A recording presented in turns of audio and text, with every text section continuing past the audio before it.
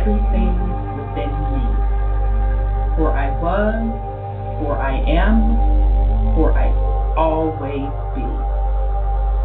We are love. We are peace. We are free. We have abundance. We have everything within us. For we are, for we will always be. For Mother Earth is love. For Mother Earth has peace. For Mother Earth is free. For Mother Earth has abundance. For Mother Earth has everything within her. For she was, for she is, for she will always be. And so it is spoken, so it has been written, and it is done.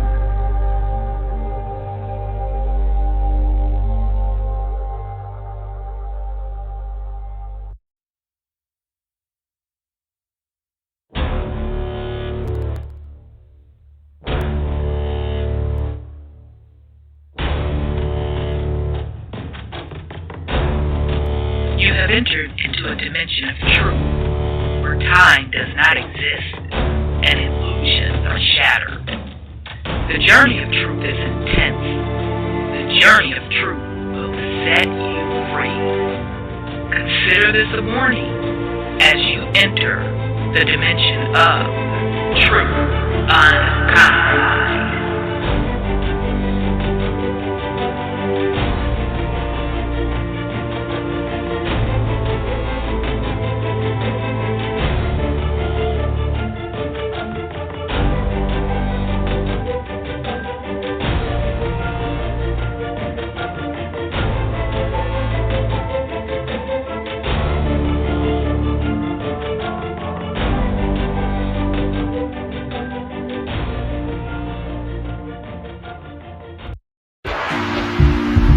We are in the age of truth, freedom, love, prosperity, abundance, and peace. Welcome to Truth Uncompromised.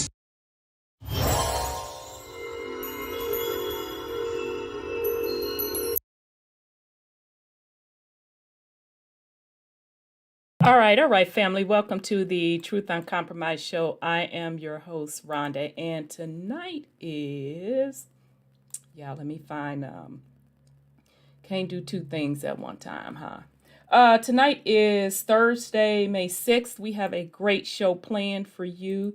We are on episode 28 of our series, Momma Terra and the Consciousness of Her People. We have a great show planned for you. So we are actually in the process of finishing up Terra Papers. This entire series is based on the power of consciousness.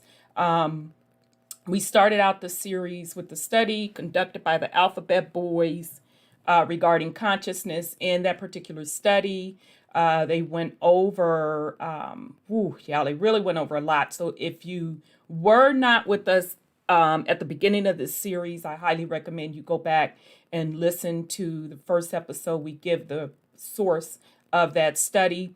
But just at a high level, they studied consciousness in taking your thoughts and bringing them into physical reality. They actually documented that. They documented astral travel. They admitted that time is an illusion, that everything is in the now, so meaning the past, present, and future, all run simultaneously, and many, many other things, okay? And then from that point, Brother Sean brought in some additional information, so we extended the series.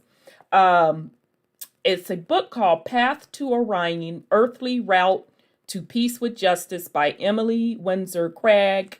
You can actually find this book for free on PDF. The author wanted it, and you can also buy it on Amazon. Here's the book. Okay. And in this book, she goes over the true history of the planet. She kind of starts out talking about that planet Earth already had indigenous people of North America inhabiting it 450,000 years ago when the Anunnaki came to the planet. And she also talks about multiple creations, etc. It's a very good read. She gives her sources. She used multiple ancient texts as her source.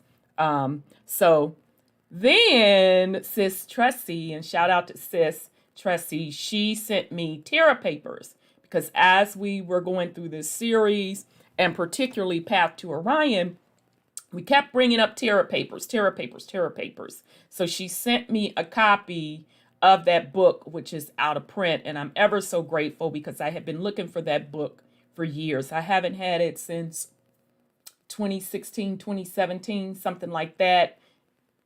An old computer that crashed, whatever the case may be. Okay, so we're going to pick up where we left off. Let me bring on my co-host. Before I do that, I want to send a shout out to the chat. My son Scotty in the house, early as usual. Brother Lance was early as well. Hey, Brother B, peace and love to you. It's good to see you again tonight. Sis Black Pearl, Sis Divinity, it's good to see you, sis. And then my niece, T. Christopher in the house. The matriarch, Sis Bass, hey, peace and love, sis, good to see you. Brother Orlando, good to see you. Know thyself, American Indian Star. So let me bring on my co-host, and of course, Brother Sean and Sis Sandra. Okay, so let me bring on my co-host, Brother Sean and Sis Sandra. Doggone it, Rhonda, hit record. My bad. All right, let me bring them on. Oh, shoot, Brother Sean, I think I unmuted you first. Yep. Okay. Sorry, Sis Sandra. I know I usually unmute you first because it's ladies first. Sorry about that, sis. Peace and love, brother. How are you? Oh, power. I'm good. How are you? I'm good. I'm tired. Oh, my God. It was a busy week. I could not shake folks from work to leave me the F alone. I mean, it was back to back, back to back, back to back, back to back. I'm like, leave me alone. So busy, but I'm here. So good to hear I your voice. understand. Yeah. Likewise. All right, let me bring on Sis Sandra right quick. Okay, sis, you should be able. There you go. Peace and love, sis. Peace and love to you, Sister Rhonda, to the family, and Brother Sean. Bonus and powers. How are you? I'm great, thank you. I'm just doing wonderful. Good. It's good to hear Got my your house voice. back. Huh? Got my house back, so we won't be having music above my head. Oh, good. Girl, don't tell me that was your neighbors. Girl, I thought somebody was in the other room. That was my son. Oh, I feel you. I'm with you now. Ain't nothing, girl. It ain't nothing but quiet here, girlfriend. Girl, let me tell you something. It's hard living with somebody, period. It's just, child, your last exposed nerves will be worked. That's why you living with somebody, have a big enough place, you go to your motherfucking side, I go to my motherfucking side. Because you be needing went to your the front space. of the house instead of being over my head with that stuff. You know? Oh my God. You be needing your space.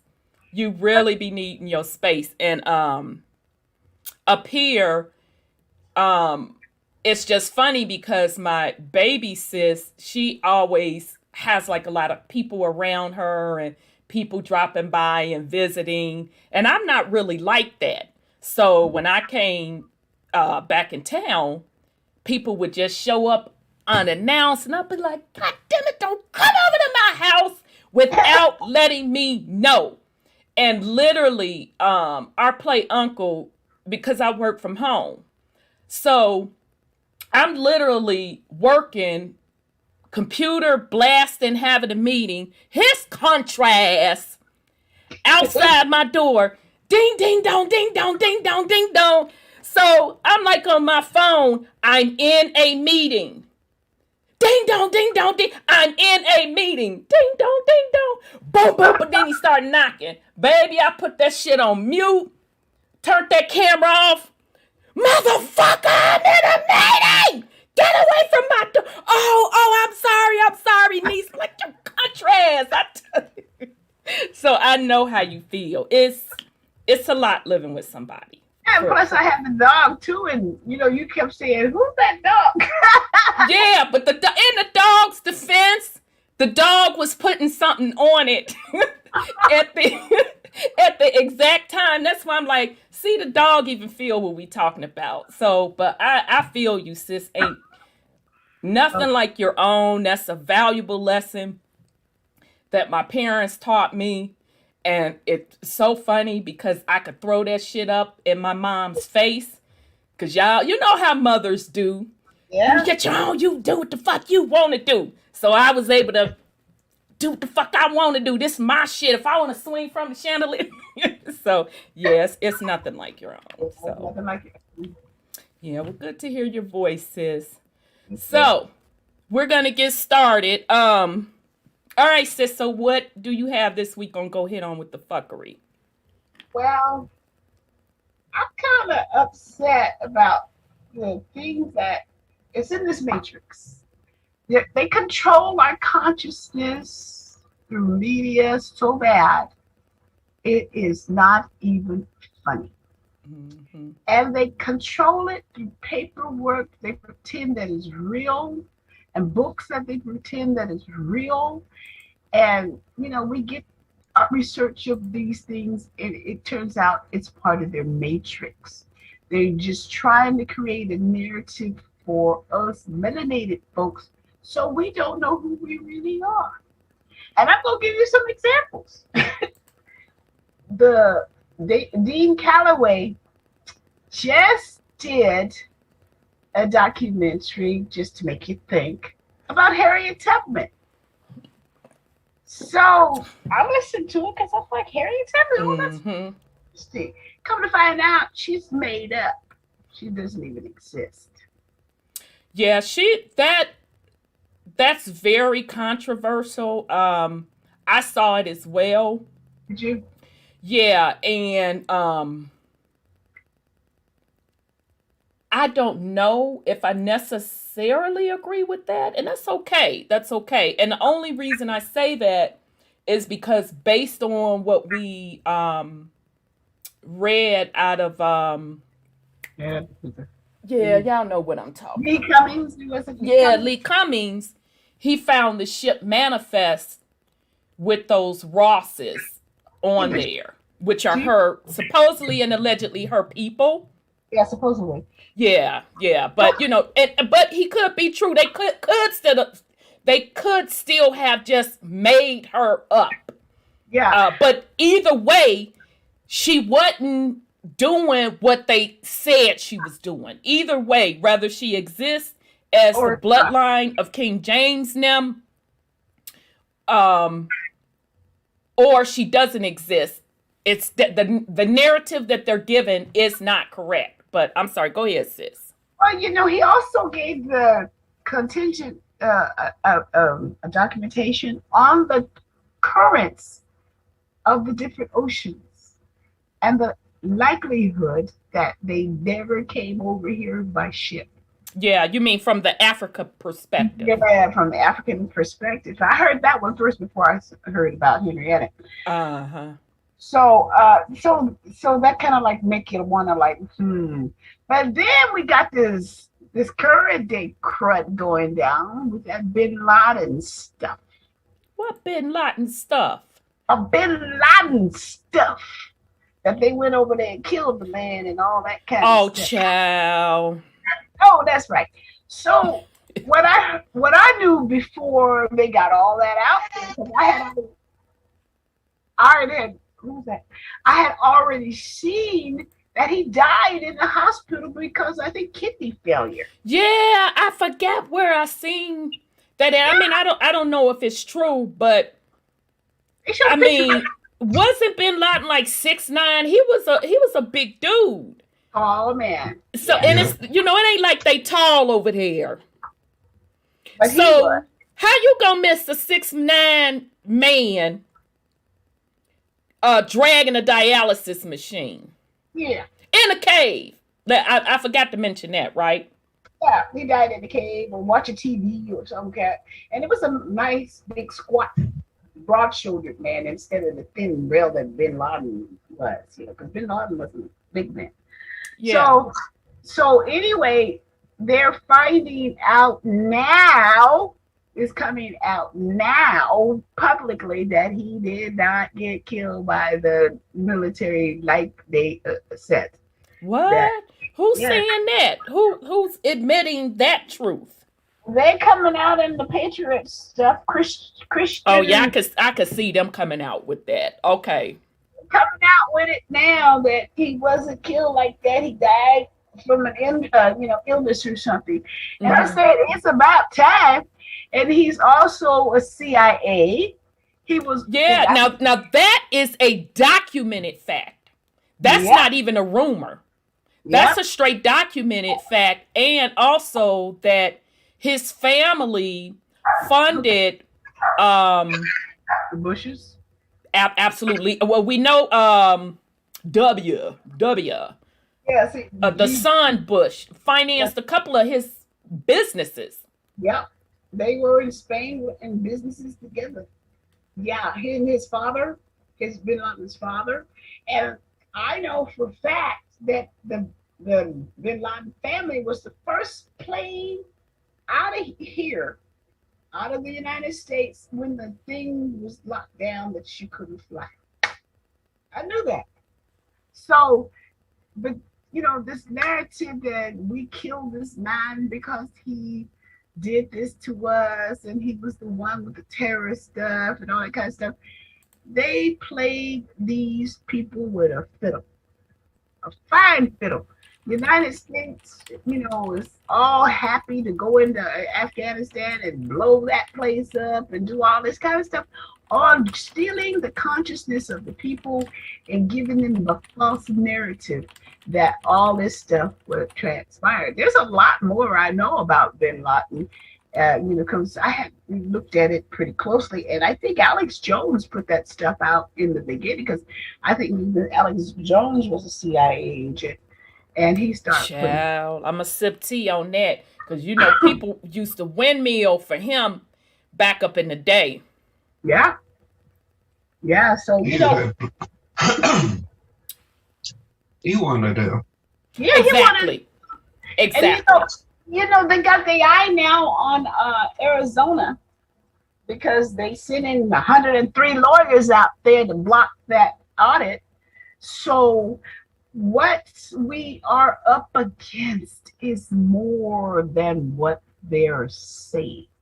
It's Okay, not, so who is we and what are we supposedly up against? well, the world itself is up against, I would say, your SS queens and your RRs and all that kind of stuff. They gone. Huh? They gone. Are they gone? They got them off? Yeah, because they Going were. to the Galactic Federation. They They gone. Yeah, because those are the ones who's been yanking the chain. From what I can ascertain from what's going down, it was more than a Biden versus Trump stuff. So the Galactic Federation is supposed to have been here, cleaning up this planet against those entities. So they were controlling the media and the Chinese and all that kind of stuff. It's really, really more than people know. Way They more. said, Uh-huh. Sandra. Yeah. But they been brought that up about Bin Laden. Yeah. Been brought it up. Yeah. That's nothing new. But what I'm saying is how they Biden. He the reason SEAL Team 6 got killed. Yeah, he is. Nobody's supposed to know that they were the ones that went in there. And He went on TV and said it. That was so that they Child. could clean up their tracks. Mm-hmm. They was Yeah, trying that's to what I get rid of heard. loose ends. And isn't it Cheney that was responsible for 9/11? Child, don't say that because they'll shut us down. Don't even go there. You got to talk in code. Well, And that's stuff we should know. the secret is that these people were part of all this stuff. Our own people was controlling the narrative and the consciousness of this country. And that's why we're in such a pickle right now. And that pickle is getting plucked by the Federation and other people. So, I mean, we're living in a construct that they made. for them to get away with all the things they got away with. And blaming it on the other part of the world is the people that are doing these things to us, and it's being done to the people right here by your own people. That's it's really bad. That's what's bothered me. And they're on their way to Arizona. Can I say that? With 103 lawyers trying to block the audits. And I'm trying to figure out why, if you won fair and square. So, Yeah, It's all part of the show. exactly. it's a show. Everything of this matrix is a show. And our people need to wake up, smell the coffee. Yeah, so just to clarify, because I like to be fair to people, Sis Bass pointed out that's not what Dane said about Tubman, that people need to go back and re-listen to it. So I do want to point that out, to be fair. Okay. And even if he did say that, I'm cool with it. It doesn't really matter to me. But thanks, Sis Bass. Okay. So, Sis Sandra, is that all you had to put something on it? Yeah. Because when I listened to Dean, he said she may not be a real character because somebody wrote the book and they put the books and all that kind of stuff. So that's what I was saying. I wasn't saying she. Yeah, and that's okay. That's okay. She just want to clarify, and I respect and I appreciate that. Yeah, it is what it is. No, and even if he did say it, I don't have an issue with it. Yeah, I don't need it. Yeah, so what? But He allowed to say what he want to say on his platform and how he want to say it. It's part of the boule, how they have changed the books for us to think that we came from other places and we're slaves. It's just the way what's his name? What's his name? All the boule who tells us who we are. They done changed our titles so many times that they don't even give us a chance to figure out who we really are. Right. So that's and as I hope, based on the work that we've done, and just for the short amount of time that we've done it on the Black Europeans, based on the work that others have done on Black Europeans, because I certainly wasn't the first. Brother Kuameo, he knocks it out the park. Brother Top Cats knocks it out the park on the Black Europeans. I hope that you all are understanding why the slave narrative exists, because it was to number one, separate the indigenous people from the land, and then also number two, more importantly, it's to hide the identities of among melanated people of who is whom, because then you know how we got in this situation. That's what we should be getting out of all of this. Right. And people still getting in their motherfucking feelings when we bring this shit out. And I'm not going to stop connecting those dots. This ain't the platform for me to be sitting up here lying to make people comfortable. If it makes you feel uncomfortable, the option is don't listen. So, but great point. All right, Brother Sean, you have any go ahead on with the fuckery?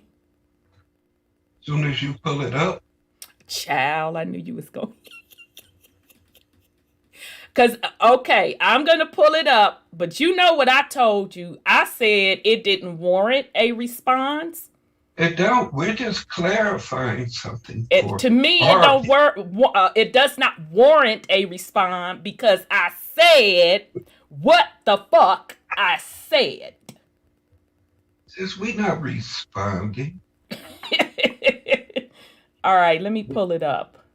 It's clarification. I knew you was gonna bring that up with your go ahead on with the fuckery. Hold on a second.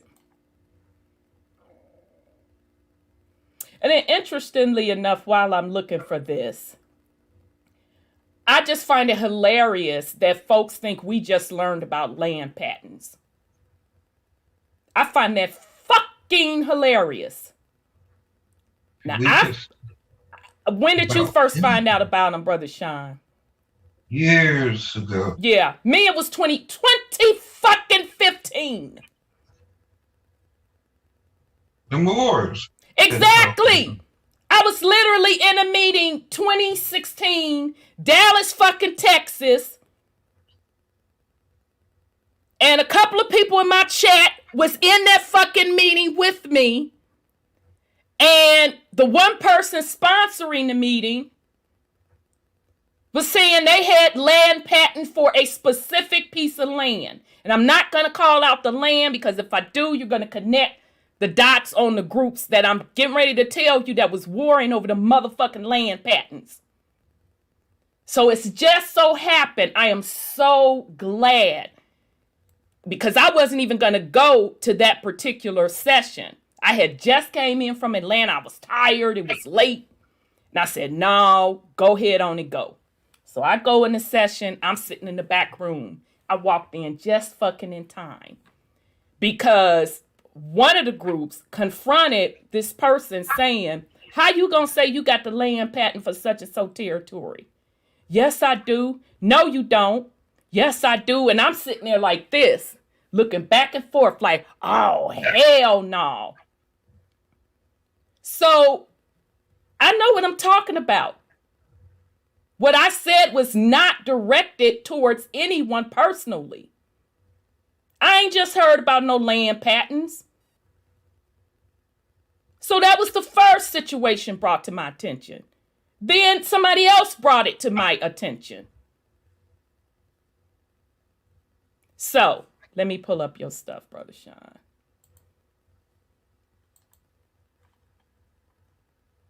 All right. Damn it. I know you tagged me in it.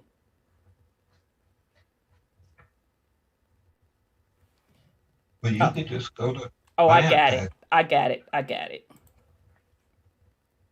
All right, hold on. Now, this is on you because I said it don't warrant no motherfucking response. I know why the fuck I say what I say and when the fuck and how I fucking say it.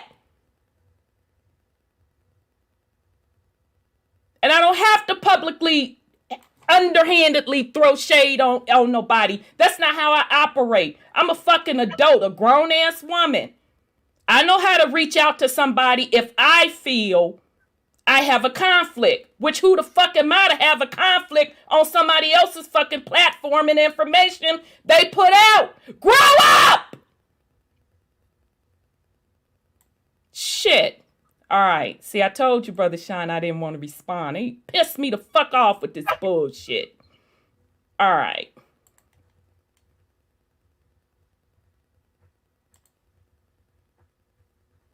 All right, go for it. It's on you.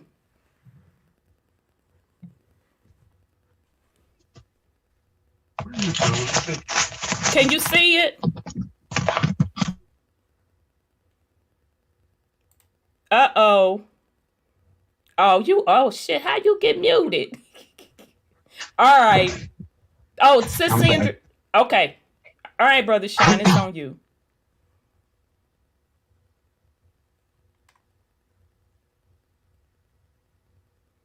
Go to history. All right, where am I at? History. Am I supposed? Oh, my bad. Okay. Do.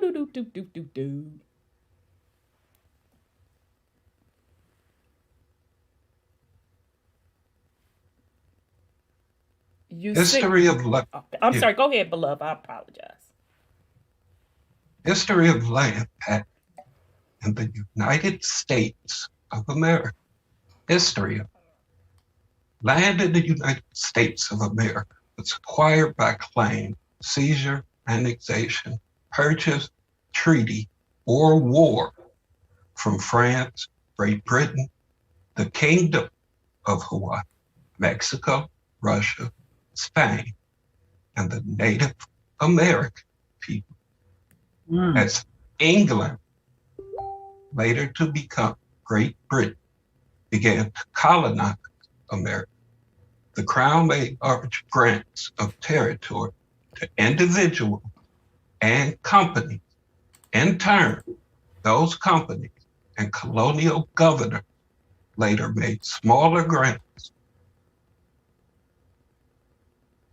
I'm blocked. Can't see it. Oh, shoot. Sorry. Wait. Damn it. Hold on. I need to do it a different way. Hold on, Brother Sean. Because I got to be able to operate two things. Hold on. Let me do it a different way. It's kind of interesting what you read so far. Child, I've been knowing what the fuck. I'm crazy as hell. Now, don't get me wrong. I'm crazy than a motherfucker. But the difference with me, I don't mind being wrong because I'm a motherfucking grown-ass woman. I don't mind saying, damn, y'all, I missed the mark on that one. Shout out to so-and-so. People need to grow the fuck up. That was not in any way, any shade to anybody on what the fuck they discuss on their platform. I said what I said, and that wasn't the first fucking time I said that. Because of my experience with it. Starting in 2016. All right, Brother Sean, there you go. In turn, those companies and colonial governors later made smaller grants of land based on actual surveys of the land. Thus, in colonial America, the Atlantic seaboard, a connection was made between the surveying of land tract and its patent as private property. Many original colonies' land patents came from the corresponding country of control, ergo Great Britain. Most such patents were permanently granted. Those patents are still in force. The United States government honors those patents by treaty law, and as with all such land patents, they cannot be changed. Many early patents of land originally granted by Native peoples were contested, occasionally in court as a result of different understandings of private property and ownership between those people who typically held land at its bounties communal, reinforced by oral tradition, and colonized from Western Europe who held established and finite views on assets, their transfers, their adjudication, and a system of written laws, crown rights, and official courts and permanent records. Their adjudication and a system of written laws. Where does that say our ancestors wrote it? Who wrote it? Who issued it? Yeah, exactly. After the American Revolution and the ratification of the Constitution of the United States, the United States Treasury Department was placed in charge of managing all public land. In 1812, the General Land Office was created to assume that duty. In accord with specific acts of Congress and under the hand and seal of the President of the United States of America, the General Land Office issued more than 2 million land grants, made land patents, passing the title of specific parcels of public land from the nation to private parties, individuals, or private companies. Some of the land so granted had survey or other costs associated with it. Some patentees paid those fees for their land in cash. Others homesteaded a claim, and still others came into ownership via one of the many donation acts that Congress passed to transfer public lands to private ownership. Whatever the method, the General Land Office followed a two-step procedure in granting a patent. Who was the Homestead Act for? Yeah. First, the private claimant went to the land office in the land district where the public land was located. The claimant filled out entry papers to select the public land, and the land office clerk checked the local registrar records to make sure the claimed land was still available. The receiver, the bursar, took the claimant's payment because even homesteaders had to pay administrative fees. Next, the district land office register and receiver sent the paperwork to the General Land Office in Washington. That office double-checked the accuracy of the claim, its availability, and the form of payment. Finally, the General Land Office issued a land patent for the claimed public land and sent it on to the president for his signature. The first United States land patent was issued on March 4, 1788, to John Martin. The patent reserves to the United States 1/3 of all gold, silver, lead, and copper within the claimed land. Usage restriction, ergo oil, mineral rights, roadways, ditches, and canals placed on the land are spelled out in the patent. These are distinct from state and local statutory regulations relative to property apurement to the land, such as zoning and building codes, as well as property taxes applying to both land and property. Private property rights accompany land patents can also thereafter negotiated in accord with the terms of private contracts. The rights inherent in patented land are carried from heir to heir to assignee, or assignee to assignee, and cannot be changed except by private contract, warranty deed, quitclaim deed, etc. In most cases, the law of a particular piece of patented land will be governed by the congressional act or treaty under which it was acquired, or by terms spelled out in the patent.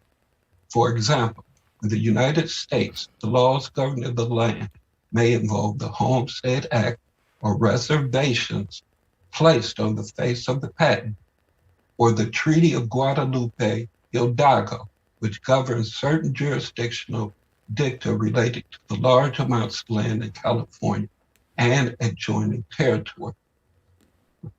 Legal entities other than natural persons, such as trusts and corporations, cannot obtain land patents except by the express act of the United States Congress.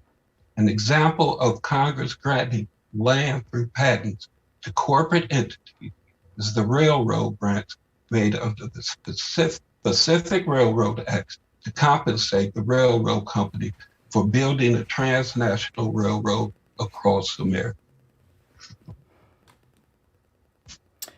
So, in summary, Brother Sean, your thoughts. Let me bring on sis. Your thoughts. Any more you want to add to that? What does that have to do with our ancestors? I mean, they clearly spell out and let you know when they created this, who created this, and who allegedly and supposedly had the authority to do it. And at the time that it was done, how many wars had there been? How many tribes and peoples had they relocated? So, I mean, what and there actually says something is someone's ancestral land because of a patent? It clearly states that any citizen could have got it. All you needed was the money. Yeah, and it's interesting. Part of my heritage is from South Carolina. So, and then I know a lot of South Carolinians living in Atlanta. And I know a lot of South Carolinians whose family is still in South Carolina. So one particular person, their mother married another South Carolinian. They're an indigenous South Carolinian. So I knew her married name. So when I was just researching in South Carolina, and I don't know, it had to be the spirit, because I saw this family name with towns named after them in South Carolina. I mean, they had a bunch of stuff named after them. So I called up the person and I said, isn't your mom's, because his mom has passed, and so has her ex-husband. They've passed. I said, isn't your mom's husband's last name blah, blah, blah? Yeah. You remember that? Yeah, I remember that. Why you ask? I said, and they're from South Carolina, right? Yeah. I said, are they from blah, blah, blah part of South Carolina? Yeah, how you know that? I said, I see it on the map. I see a town named after them, a bunch of streets. And the person said they have a lot of land in South Carolina. And they've had it for generations, through generation, through generation, through generation. And my brother, because that wasn't his biological father, so his brother and his younger siblings, that was their father. He was saying, yeah, they're the heirs of that land. And as a matter of fact, they have tracts of land already assigned to them. But the land keeps being passed down generation to generation. I said, oh, that's cool. Chilling, minding my business. So, brother Carameo, shout out to him. Doing his thing like he normally do, hitting hard on that research. Bam, bam, bam. On them Huguenots. Why the fuck that name came up as a Huguenot? A very prominent Huguenot family out of South Carolina. I was listening to the replay. I said, oh no, I got to go. I have to take a herbal motherfucking refreshment break. Get the fuck out of here. So I'm saying all that to say, we're not just coming on here making this shit up or trying to throw salt in someone's wound. We're putting this shit out here to tell you, do your goddamn research. Right now. Go ahead, sis. I love y'all. Peace and love, family. How y'all doing? Good. How are you? I am doing well. I am doing so well. I'm just so tired of everybody arguing in the name of unity. Getting on my goddamn nerves. Shit. Go on and do you. What the fuck it matter what I say? But go ahead, sis. This is my realm. I'm all about land development and land acquisitions. And like you, I went through the same fuckery with Texas back in 2006. So am I making this shit up? Did we not fucking hear about land patents back in motherfucking 2016?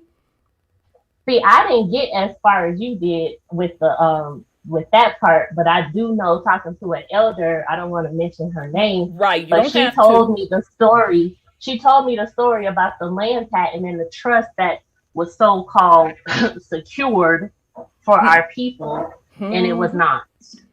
It was not. It was a bunch of bullshit. And my thing is, if everybody's situation is not the same, Exactly. everyone is not gonna find a land patent. Everyone's not gonna find that their land was stolen.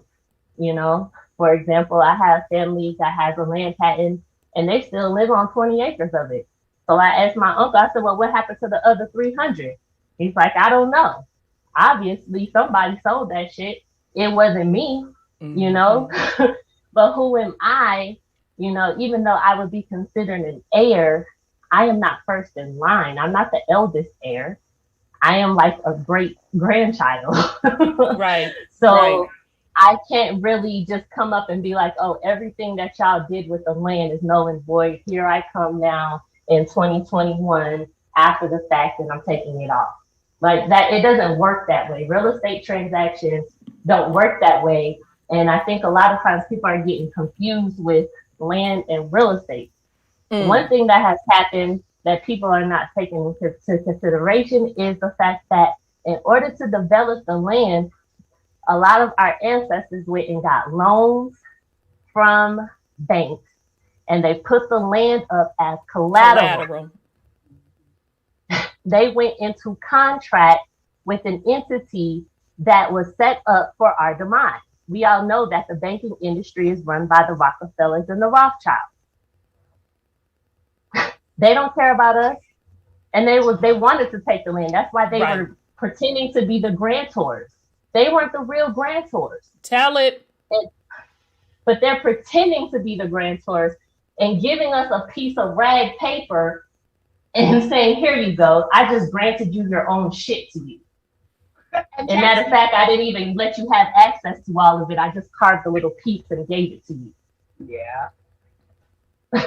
That's not indigenous Aboriginal ways. That is some shit that they constructed under their United States of America corporation. So I think a lot of times whenever somebody's perspective is being challenged, it hurts their ego. And so that's why we have to let go of these egos and be willing to listen to other people who have the wisdom and experience instead of getting into our feelings about it. Right. So, you know, I'm just so tired of people saying they're trying to unite the folks and they arguing constantly. That is not uniting nothing. You know, you got to come up with a step 1, step 2, step 3. If you don't found something and it worked for you, number 1, prove it.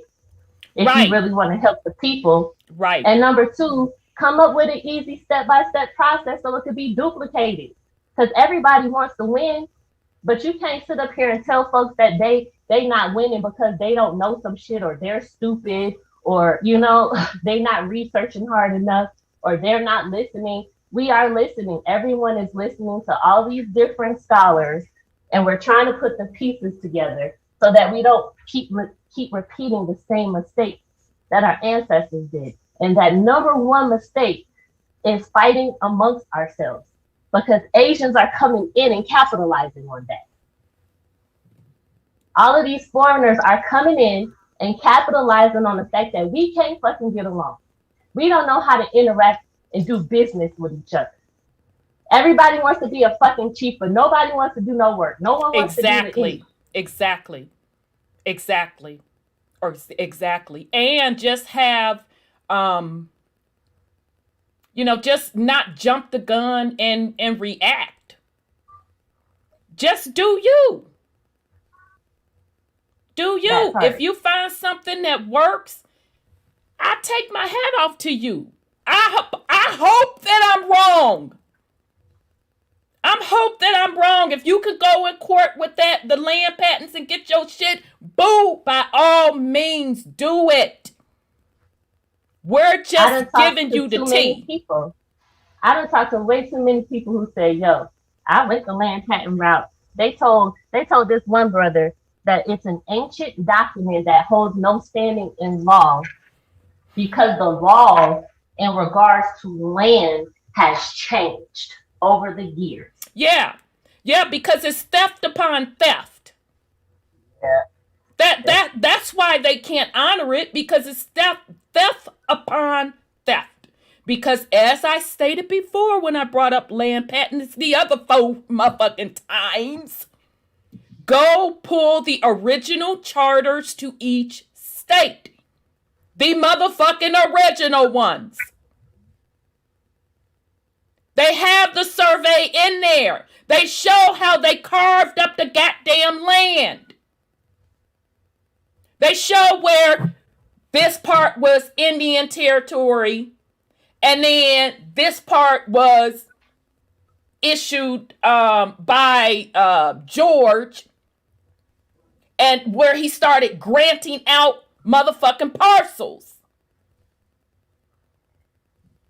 It's there. So that's why I said, if you're trying to say that your folks are indigenous to the land and it's via that land patent, then it has to tie back to your bloodline. Otherwise, you need to really research, how did your people really get that land patent? And they even fought with in the all war. exactly, and even with all that said, they ain't fucking honoring it. No, they don't even. They're not honoring it. They break their own laws. They break the treaties. They've been doing it. Exactly. You know, it was there. The system was created not for us to benefit. I've been saying, I can't keep saying that enough, but keep going, niece. Yeah, each treaty that they did was to keep taking just a little bit more from us. Just a little bit more. Every treaty. It was never for our benefit. And they still violate it. Exactly. To this day. And that's why I said people need to go sit and take a seat at the damn table. Who's really running this shit? The Department of Interior and the Bureau of Indian Affairs is running this shit. It's not the Congress people. They think they are. But the real culprits, the real mobsters, the Department of the Interior. That's where the mob went to. They created that shit so that they can do all their dirt outside on the inside, but out of the limelight of the public view. That's where the mob is at. When I went to the mob museum and I saw the actual who set up these casinos, it was the mob. It was the Jewish mob that set up these damn casinos. Oh yeah, and then wind up killing dude that came up with the idea because blood ran over budget.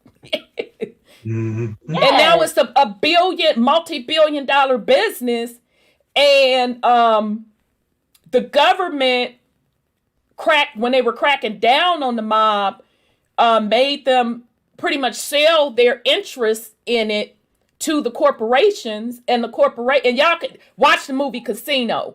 That part that he was talking about, that they funded the rebuilding of Vegas with junk bonds, all that shit is true.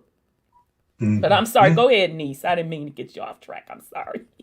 No, you were just adding on, and you absolutely right. I'm just tired of all the damn arguing and bickering. It's like, at the end of the day, I listen to different brothers and sisters to gain information and to gain more, knowledge about our history.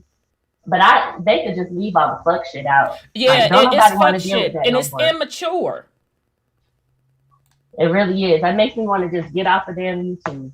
But it's very, very immature, because everybody has a right to say what they want on their motherfucking platform.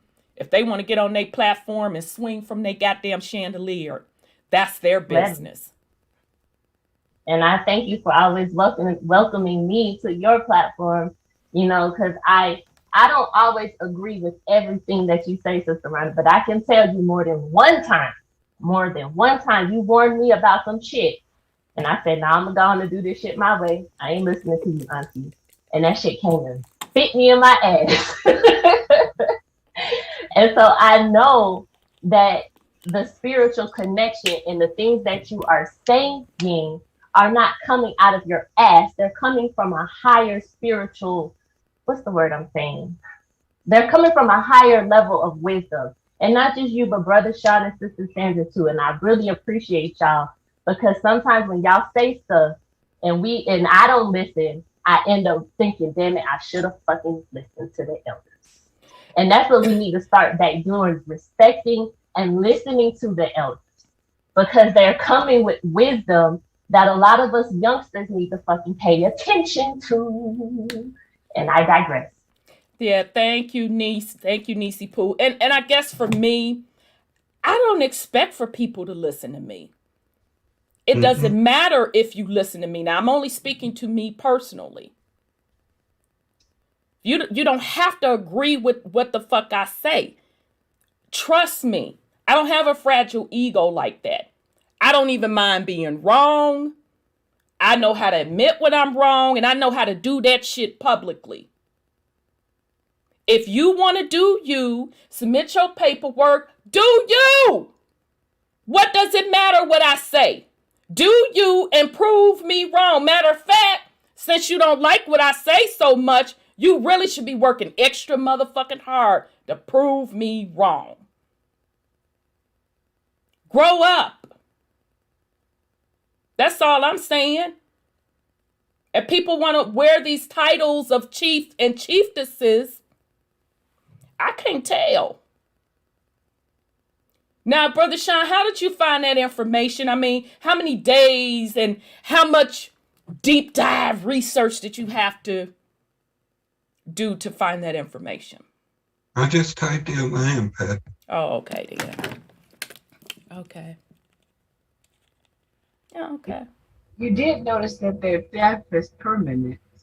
That's what you did hear them say it's permanent what they've done. Well, just because they say that, don't I mean know. That's what they say. The thing people keep forgetting, if we're taking things back to the matrilineal, you don't own mama. We all had equal responsibility and accountability as guardian.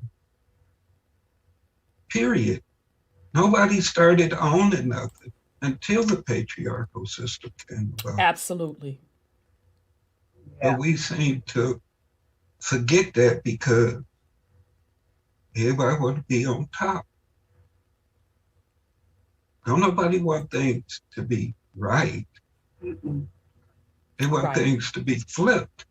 Exactly. They want things to benefit them. And that's okay too. Exactly. Own it and admit it, but the truth gonna stand on this motherfucking own. So if you got the truth, ride on with it, do you. I promise you. I promise you. I will be the first to give you your kudos if you come back and say, yeah, sis, I was able to claim da da da da da da. Okay, I'll publicly apologize and you can even come on here and fucking give us your testimony. See, that's how adults do it.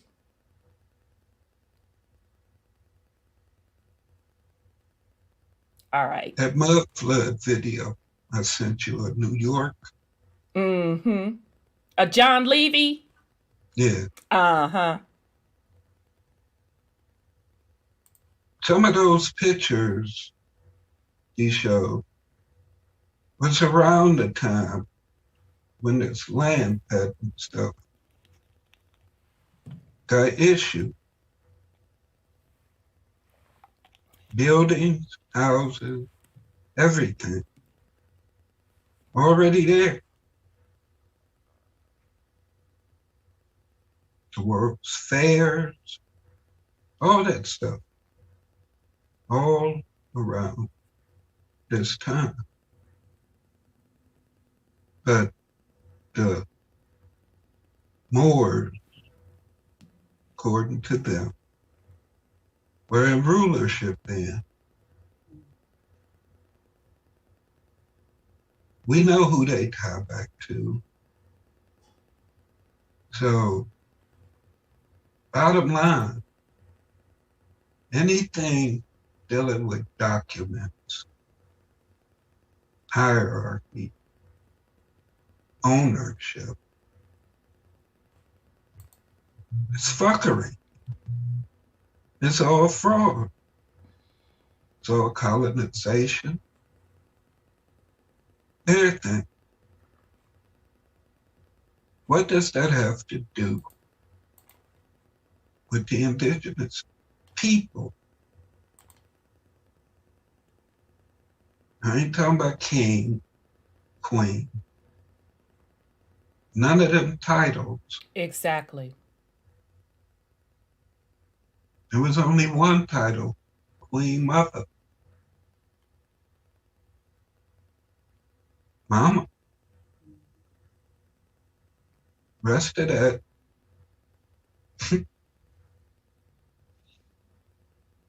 We done already went over who established Yep. hierarchy.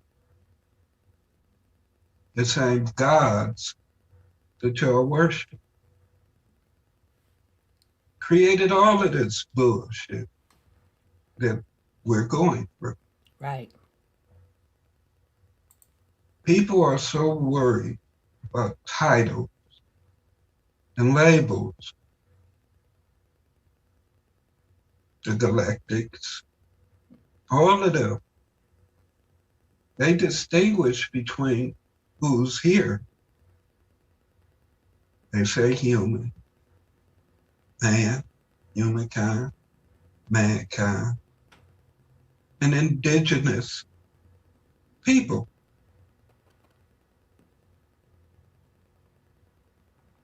They don't put us in the category with nobody or nothing. They even admit that the indigenous people know what the fuck is going on. And been saying it before their concept of a God even got here. But we rely so much on what they tell us, what they call us. Why? They need you. They need your consent. Yep. It's all by consent. They even say the non-terrestrial. They tell you what they're going to do. That's karma. They balance it out. That's how they're ruling so long. They tell you what they're going to do. You don't pay attention or do anything. That's your fault. Just like if you decide to do experimental drugs, and we didn't tell y'all not to because Mama got you. Your immune system got you.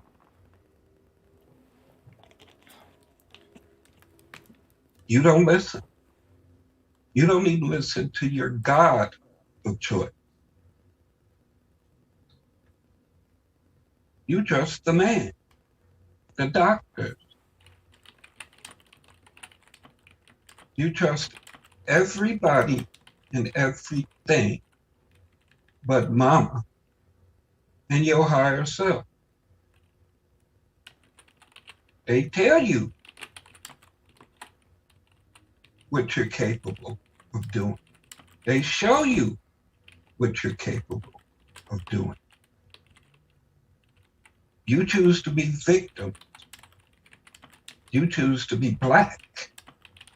You choose to be African American. You choose everything within the system while claiming to hate the system, but won't let go of the system. Who you gonna blame? When do we do our part? It's that simple. Right. Blame, blame, blame, blame, blame, blame, blame, blame. I'm a complain. Right.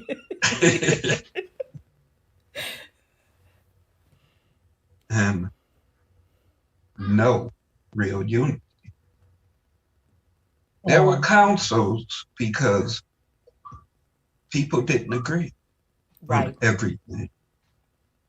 So Right. councils came together to build on common ground. But people still had their tribes and nationality and individual ways that they went back to. Everybody didn't do the same thing. Everybody didn't think the same way.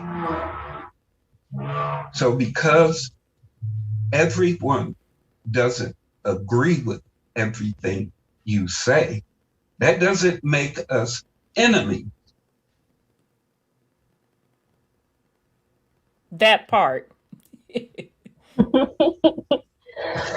decide that we're your enemy because we've already been through some shit, and you think you're reinventing the wheel. Nothing is new. Past, present, and the future all happening All at the happening same at the time. same time. I was gonna add on to the fact that, you know, in regards to the patent, for someone who is new to, you know, history and stuff, it does make a very valid point that, hey, your ancestors did own some shit here.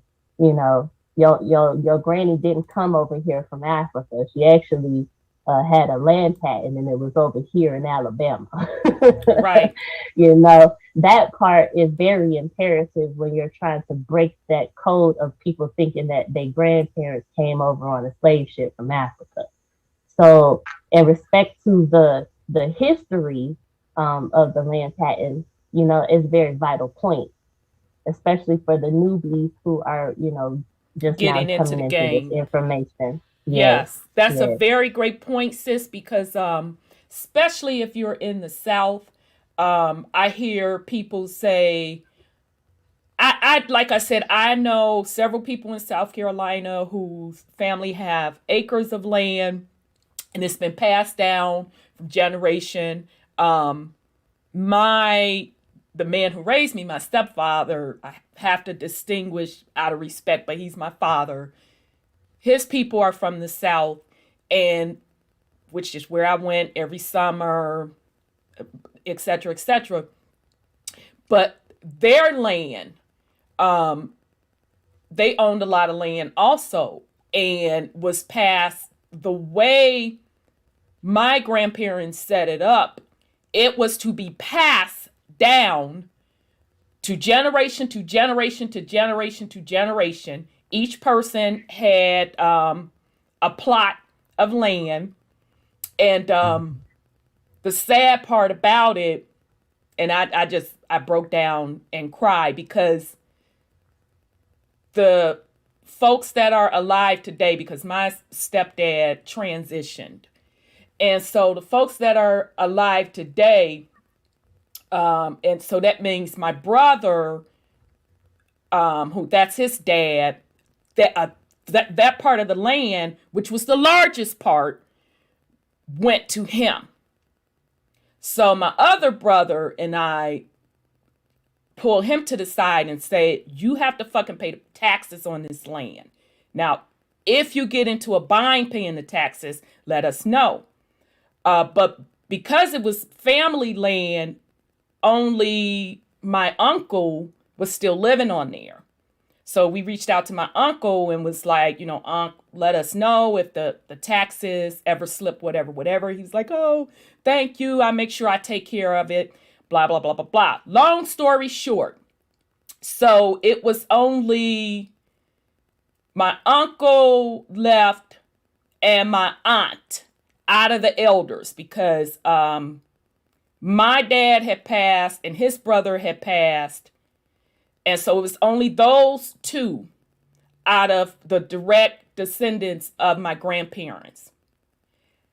These greasy motherfuckers. I broke down and cried. I had to find out through it secondhand, years after this shit happened. Soon, my uncle had passed.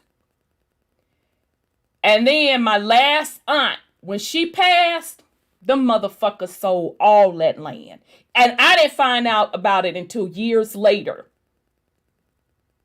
Mm-hmm. So it went to my aunt's daughter and my uncle's children, and then my brother. Them motherfuckers sold all of that land. And they had so much land that actually I remember, and it's funny how you remember stuff as a little child, but that's your soul making you remember that shit. Because I was a little girl when my grandfather died. I had to be like 6, something like that. And I remember us in the living room, and I probably shouldn't have been listening to grown folks' motherfucking conversation. But that's how the spirit world works. So my grandfather was talking about how the University of Arkansas actually stole some of their land. They really had more land than that. Okay, but they still had a lot of land. Them motherfuckers sold every drop of that land. I mean, land that we all grew up on, we all ate from, that they worked hard to keep, to pay the taxes on. My father actually fucking picked cotton. All of his siblings actually fucking picked cotton. They sold it all.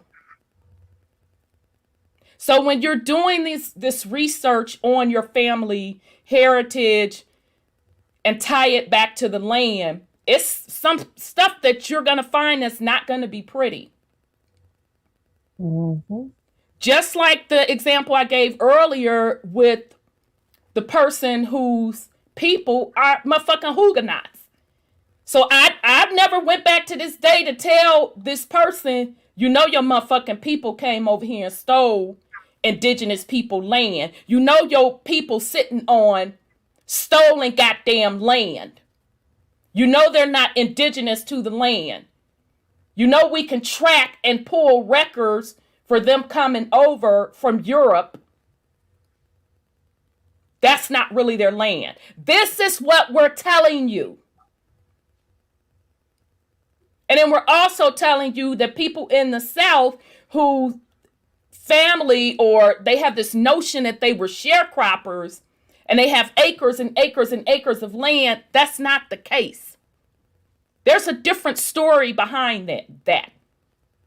It's either you're truly indigenous to the land and somehow your family was able to hold on to it and get those patents, or your family bought the patents, bought the land, or your family was granted, let's be clear. If it was granted, you're not indigenous to the land. By blood, that's not your family's land. Or your ancestors couldn't read, one or the other. Exactly. I like to think it was because our ancestors couldn't read because it wasn't their language. So they didn't know. And it goes along with Brother Cloud's story when he said that when they served his grandfather with those papers, they ended up losing the land because he only could read on a 3rd grade education. He only had a 3rd grade education. He couldn't read that well. And so I think a lot of them could not read. They didn't understand what the hell. Just like even now with the law documents, you gotta have a Black Law dictionary, a Bouvier's dictionary. Sure do. You know, it's not written for a it's on purpose. Yeah. It's on purpose. I was gonna say something else. It just slipped my mind. I'll come back. Okay. So yeah, family, that's what we're bringing to you. You can't be partial with the shit. You have to go all the way. You have to do the research. And just be prepared. Just be prepared. Oh, I remember. 2 things. So you was telling the story of how the land with your situation, it went from heir to heir, and then from heir to assignee.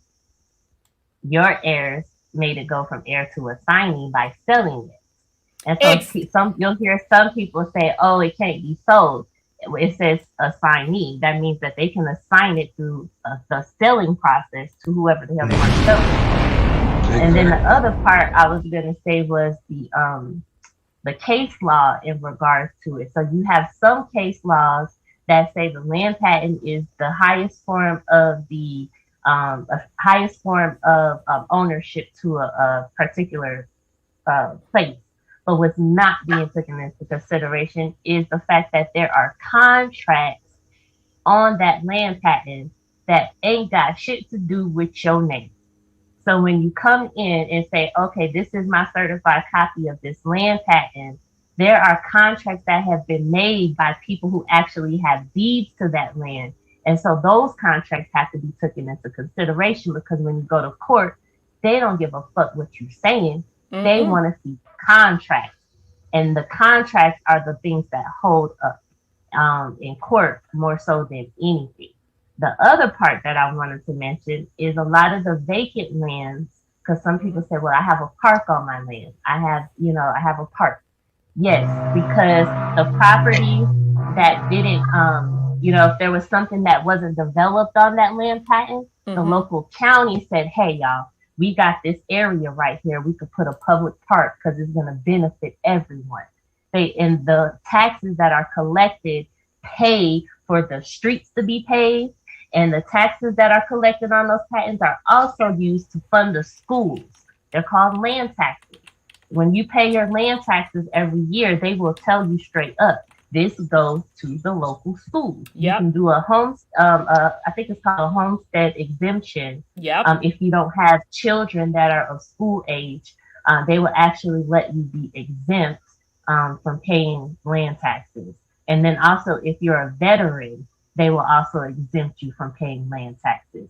I know that, a lot of brothers and sisters say, well, we're Indians non-tax. That's one of them rules that they said, fuck you niggas. We don't give a shit what you say. That's one of them rules. We already know Indians are not supposed to be taxed. Not exempt, but non-tax. Exactly. That is a rule that they've been fucking us over for the longest. And I don't think that they give a shit about us trying to get our tax money right now, because it's so much shit that has happened between time. It's like one of those situations where you ain't got enough people in your corner to fight about this. So unless you get your numbers up, then we might look at it again. Right. But I'll be right back. Y'all continue. I'll be right back. But you're absolutely right about that taxing stuff, because that's how our people are losing their land, is they're taxing it out of it. Mm-hmm. And they use that tax money for the benefit of all. And that's the way that they look at it, to why they can keep doing it, because it's benefiting the children. And the children are going to come before any fucking body. The children's park is going to come before your damn want. And the children having a school, even though the school systems are fucked up, a lot of people still support them by sending their children there. So they're looking at it like, look, we got numbers. We got, did I go out, or were y'all able to still hear me? You could. Oh, okay. Somebody was calling my phone. Yeah, they're looking at the numbers like, shoot, we got to take care of these babies. We got to feed them school lunch. Some of the children getting free lunch. Where do you think that shit's coming from? It's coming from the people who live in the county who paying their taxes. These babies are getting free lunch. They're getting, they're able to go to school. The teachers are being paid. Even though we might not like the school system, the reality is what it is. And we got to really look at things in the totality of it all. But I digress. I know somebody else, Brother 832 got his hand up, but I know Sister Rhonda probably gonna be, she gonna want to be here for that. So we'll wait for her to come back. Mm-hmm. Yeah, but it's an indoctrination system. They're not teaching them nothing. No, they're not. Should none of this stuff be in place? And it's, even though they say it's being paid for by tax dollars, nah. Majority of that's they got to pay the interest on what they borrow. They got to pay them people. That's where that's going. They just all part of the game. It's a debt system. So it's always going to come up in the negative, period.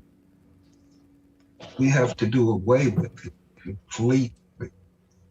We can't leave no part of it intact, period. It got to go. The whole thinking involved with trying to correct something through fraudulent document, through fraudulent courts. There is no remedy in it. The only remedy is to be rid of it. I mean, I understand the whole legal concept as far as for what we're in or was in. If we are in a new era, why do we keep bringing this old era into the present? When do we let it waking go? up. You got people waking up at different times, and then you have But like, we can't worry. We can't worry about them. We have to move it forward. They'll get there when they get there. Exactly. So those of you who know should be doing. And all that doing begins with you and your bloodline. Indeed. Not worrying about what somebody else doing or trying to wake up somebody who wants to sleep. Right. People are signed on for the new system. They want it. They still want to play. Let them. Right. That part. I mean, as creators, we all are entitled to do what we want to do. Right. It's all about consent. People have the right to consent to whatever they want to consent to. We just don't consent. And just knowing that we don't consent, consenters have no reason to be here.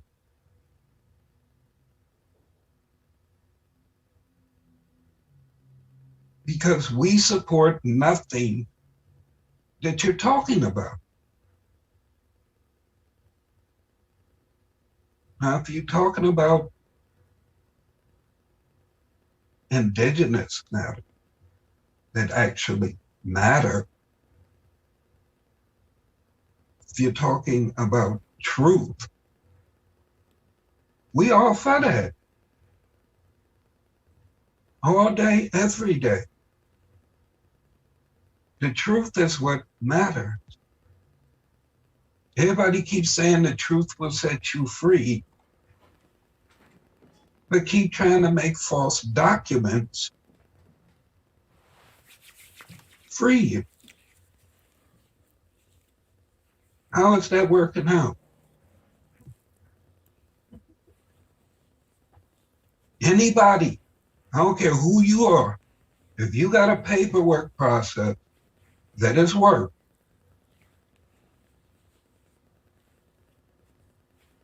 I want to hear about it. I want to see results. I want to see you actually be able to go pull out these funds. I want to see you go kick a motherfucker off your land. I mean, what's so hard about that? You got all the power, right?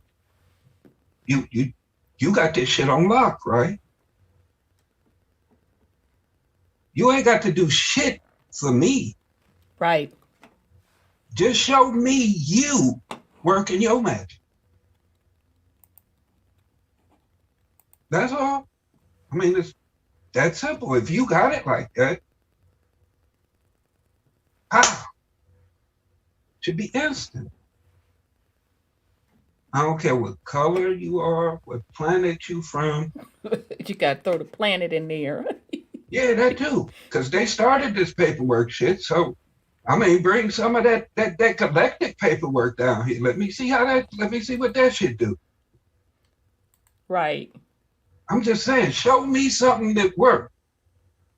Other than videos of motherfuckers going to jail on YouTube. Right. Other than people losing their houses and everything. I mean, just prove it. What difference do it make if you got hundreds of thousands of viewers and this, that, and the other, seminar after seminar, and you ain't showed nobody shit, and people keep supporting you? Which is their business. Yes, so most definitely have at it. But I'm just saying, when do you actually want to see something? To me, that's like motherfuckers that watch Bigfoot hunting week after week, year after year, and you never see nothing. Did you hear that? Ooh, that was a squatch. Ooh, that was squatchy. And motherfuckers tune into that shit week after week after week after week. And never see that. Same with the ghost hunter thing. Ooh, did you hear that? Ooh, did you see that light? Did you see that shadow? And motherfuckers be at home in suspense. And you wonder, how come they can put on a show like this and get away with it? They've been mind fucking people forever. But I digress. Indeed. Let me hit the little explosion thingamajig. Because she who walks among the mist and Brother Sean for bringing it. So, in the words of Forrest Gump, that's all we have to say about that. So it is what it is. Okay, let me bring on, I see you, Brother 832. Let me unmute you.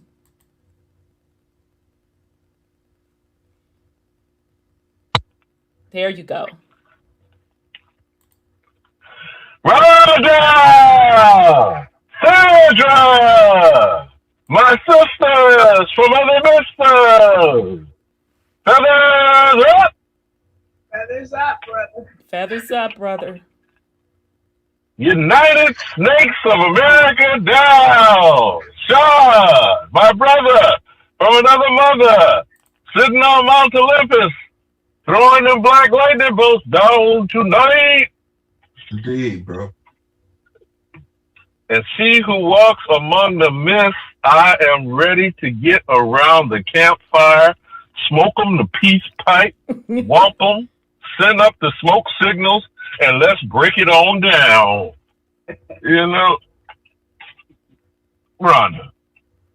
Brother. And before I get off tonight, whether you want to identify them or not, could we consider that campaign about a week or two ago? We talked about the 200 million acres and 1 million indigenous families. I don't want to necessarily identify or say we associate ourselves with the particular group or organization.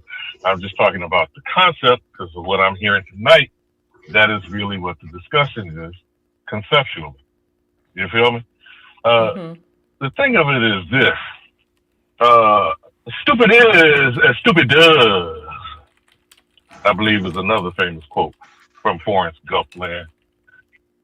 And life is like a box of chocolates. You never know what you're going to get. Right. Except if you're a Negro. Except if you're a Negro. Right. Right. So what I am inquiring about, we've had different discussions and bits and pieces of this, particularly in the past month. Remember, we went into the the Cornell Law Library, right, Sean, about talking about not just about the American Indian law, but when he laid at our feet Treaty 1213. Okay, so when any of this paperwork bringing that, brother, that originates from the Magna Carta. Right. You know, I mean, Magna Carta in translation from Latin and Old English means massive contract, doesn't it, Sean? It's essentially that is the Magnus contract, right? So then all of this paperwork essentially will lead back to that trunk or that root. Right. And weren't they arguing over that? Seed. Weren't they even didn't they do the double cross on that 1213 treaty? So they've been screwing each other around inception. You pointed out that William the Conqueror was going, doing the bloodletting that he's done by the theft of land. I mean, all land is really acquired through war, conquest, and bloodshed. So when they had those roving, marauding bands of vagabonds and vandals, I mean, that's actually what they call themselves, vandals. That's where the word evolved into vandalism, right? Mm-hmm. These vandals went throughout what was melanated Europe, I presume. Right. The, melanated authority and the monarchy from the year 1000 until 1611, and the Bible hands it to us by King James, because King James was a melanin Jacobite who actually said he was Jacob himself, didn't he? Yes, he did. Right. So for 600 years, from the year 1000 to the year 1611, there was melanated monarchy and royalty. There was pigmented indigenous populations. And then, who are these marauding hordes of pale-skinned vandals and vagabonds? How did they get organized and then get to positions of power? Right. When we talk about these things, I mean, these people are not 1,000 years. No, they're not 500 years. They probably are not 200 years. If you keep repeating, it's really the late 1800s. Right. Hell, Ben Franklin said in 1751, the world was fear of a black planet, according to Public Enemy. Right? So this is really kind of a waste of time spending that we do on white supremacy. It's a pernicious, vicious disease and a cancer. Cancer is serious business. Yeah. Right? When people, Big Mama and Paw and our great-grandparents, they call it the Big C, don't they? Yep. And when you get the Big C, you start looking for a place to dig a hole in the ground and lay your ass out, right? Yep. And there is really no negotiating with cancer, is there? You cut the tumor out or you kill it. Yep. Really? Isn't it? Yeah. So it's not, I don't know if I'm going to go into a fuckery report because this week is really completely screwed up. But American Gods, do you remember that? Have you ever get a chance to check that out? Because I was watching. Yeah, I'm not caught up on while you were coming in. Yeah, I'm behind a couple seasons. I didn't lost interest, y'all. Oh, but I'm sorry. Go ahead, brother. No, I understand. No, what's ironic is essentially season 3 is allegedly laying into the Native American narrative or mythology. Like characters called Whiskey Jack, or I'm in Iraq, or Iqalaxo. You know how when you start talking about Chapultepec, etc., those kinds of things that we're implying and are led to believe are, what did you say, Sister Sonia? Aztec, Incan, Mayan. Mm-hmm. Those letters are A, I, and M. What word is that? Aim? Uh-huh. Ready, aim, fire. Okay. Now, in all the irony of this series, Rhonda, is they constantly, in what they call it, the poetic license of Hollywood and storytelling, they repeatedly show their aberrant behavior. They are bloodthirsty. They are warmongering. They are conquerors. And we herald that in the what? The mythos, the narrative, the supposed tale of Americana. So when the American gods, and I think we first started talking about this, the thought of how did God get to America? Let's think on that for a moment. How did quote unquote gods get to America? And what did all of these different gods do here in America? That's what we call the immigrant story, isn't it? And what have they brought with them? Y'all were talking about it on one aspect, but it's all land theft, right? Yep. And then they come and they establish their presence. They then erect their cultural norms, their belief systems, their cuisine, and then they call this word, this mystical word they created. Could you tell me what is the difference between American and Americana? Could you help me with that? I don't know. What is Americana? I'll give you an example. What's a hot dog? Frankfurter. Ground up bullshit, but go ahead. Well, yeah, that's true. You're talking now. You're talking about what is it made of? Yeah. But I'm talking about it left Frankfurt, Germany. It gets on American shores by way of Ellis Island and becomes a hot dog. You see, a hamburger. You feel what I'm saying? Leaves Hamburg, Germany, gets to America, becomes the cuisine that supposedly makes us all franchises of fast food. How many hamburger joints are there? Ooh. And Fortune 100 corporations. A lot. A pizza. Pizza. Is pizza here actually what's in Italy? No. I don't know if you've never traveled. There's absolutely nothing to... Yeah. Been there. Well, they now don't you're talking even about make... the tower. Yeah, but go ahead. You're talking about the Tower of Pisa, P-I-S-A. But the slice of pizza is Italian cuisine. Did you know chop suey has nothing at all to do with Manchuria or Italian?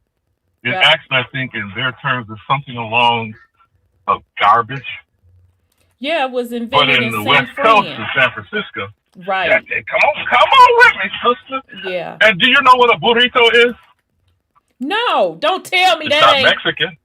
Stop. It's not Mexican. Where you know what where a did burrito come from? Where did that come from? Well, what is a burro is? A burro is a donkey. And anything that says ito means little, doesn't it? Doesn't it, Sandra? I know you got that out there in Cali. Yeah, that Spanish. Anytime you put ito on it, ito means little. So what is a burrito? You're eating a little donkey. You see?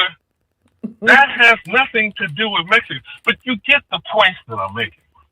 See, when this morphing of things that comes here on our homeland, they fashion it as so-called cuisine and culture, they stamp it with the term Americana. Now, you know what it is when it's the Negro? And I don't know if you're familiar with this, that Whoopi Goldberg has one of the largest collections of it in the nation. You know what that is? Them pickaninnies, them eating watermelon, them lawn jockeys, the nigger head soap. You know what I'm talking about. Right. That type of iconography is considered Americana. What is that crap? You know? The constant degenerate denigration and degradation of the image of the indigenous, aboriginal, autochthonous Nietzsche, who keeps being misidentified as Negro, Black, Colored, or African American. So the Negro is the nigger head soap. Or are you familiar with what they sold in Japan? Darky toothpaste? That they changed the K to an L and called it Darlie, but kept that shiny blue, black, red lip, big teeth, Character. smiling Caricature, image. yeah. Okay. So what is Uncle Ben? What is Aunt Jemima? What is the cream of wheat chef? You know what I'm talking about. They just recently not just did a cosmetic change of Aunt Jemima. Now they're supposedly removing her from the package. Yeah, but real quick on that, just real quick. I hate to break your train of thought, so remember your train of thought, Brother 832. Brother Kuameo did a drop on Aunt Jemima and who that name is related to. There's a real Jemima. Yeah, there's a real Jemima. I can't remember if it was one of the presidents. Shit, brother, I don't want to mess it up. I think it's one of the presidents or either somebody. It may have been attached to Alexander Hamilton. But that's who it was. That's who it was, because I suspected based on that play Hamilton. And if you haven't seen it, go watch it on Disney Plus. They really did a hell of a job on it. He's mulatto. But anyhow, go ahead, brother. I don't want to keep breaking your. No, you're actually reinforcing the point that I'm making. That spending time on skin pigmentation, which is so distorted and literally superficial. It is. I forgot the actual something less than a few millimeters of the surface of the epidermis. Right. Is what the pigmentation representation of any being that is walking this planet that we call supposedly Homo sapiens. And where do we get that term? We got that from pseudoscience. Yeah. We get that from Darwinism.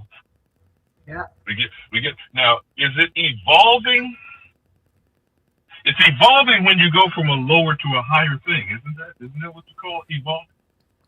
Yep. But if in the same breath you're claiming in your scriptural references in your religious beliefs that we are made in the image of God, quote unquote, or the Creator, or the Almighty, or this whatever universal, powerful, all-seeing, all-knowing, and all-powerful, right? That's what we're led to believe, particularly in Christianity.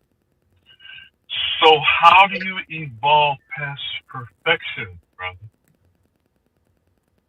If you are in the image of the Creator, which is the most perfect thing that can be, that created you, how is it I'm now listening to a demented, pale-skinned European plagiarist, Charles Darwin, and some other people who have created the pseudoscience of evolving from an ape-like species into what?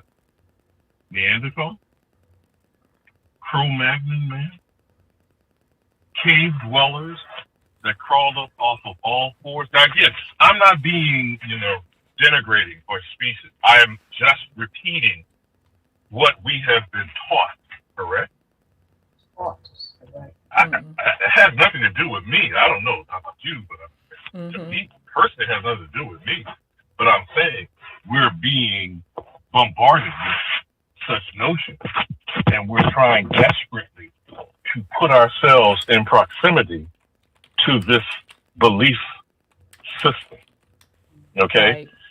And all the people that we're talking about have no home, Rhonda. Even in the caves or in the trees or in the subterranean crevices, wherever it is they may believe they came from, calling the Caucasus Mountain Range, so they can call themselves Caucasians, they have no home. The Vandals, the Visigoths, the Vikings, those were marauding bands of criminals, correct? The Berbers in Central and North Africa, across the desert plain, which we call the nomads, right, my sister, Sandra? Yeah. These Arabs are marauding, traveling groups of bands of slave traders, right?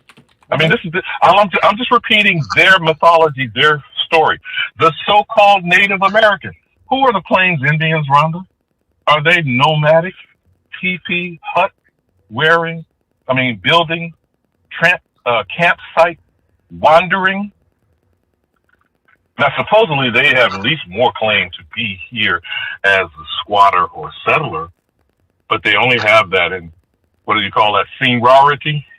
Mm-hmm. Remember good brother said, the entertainer in barbershop, I got seniority. He was one pronouncing ass.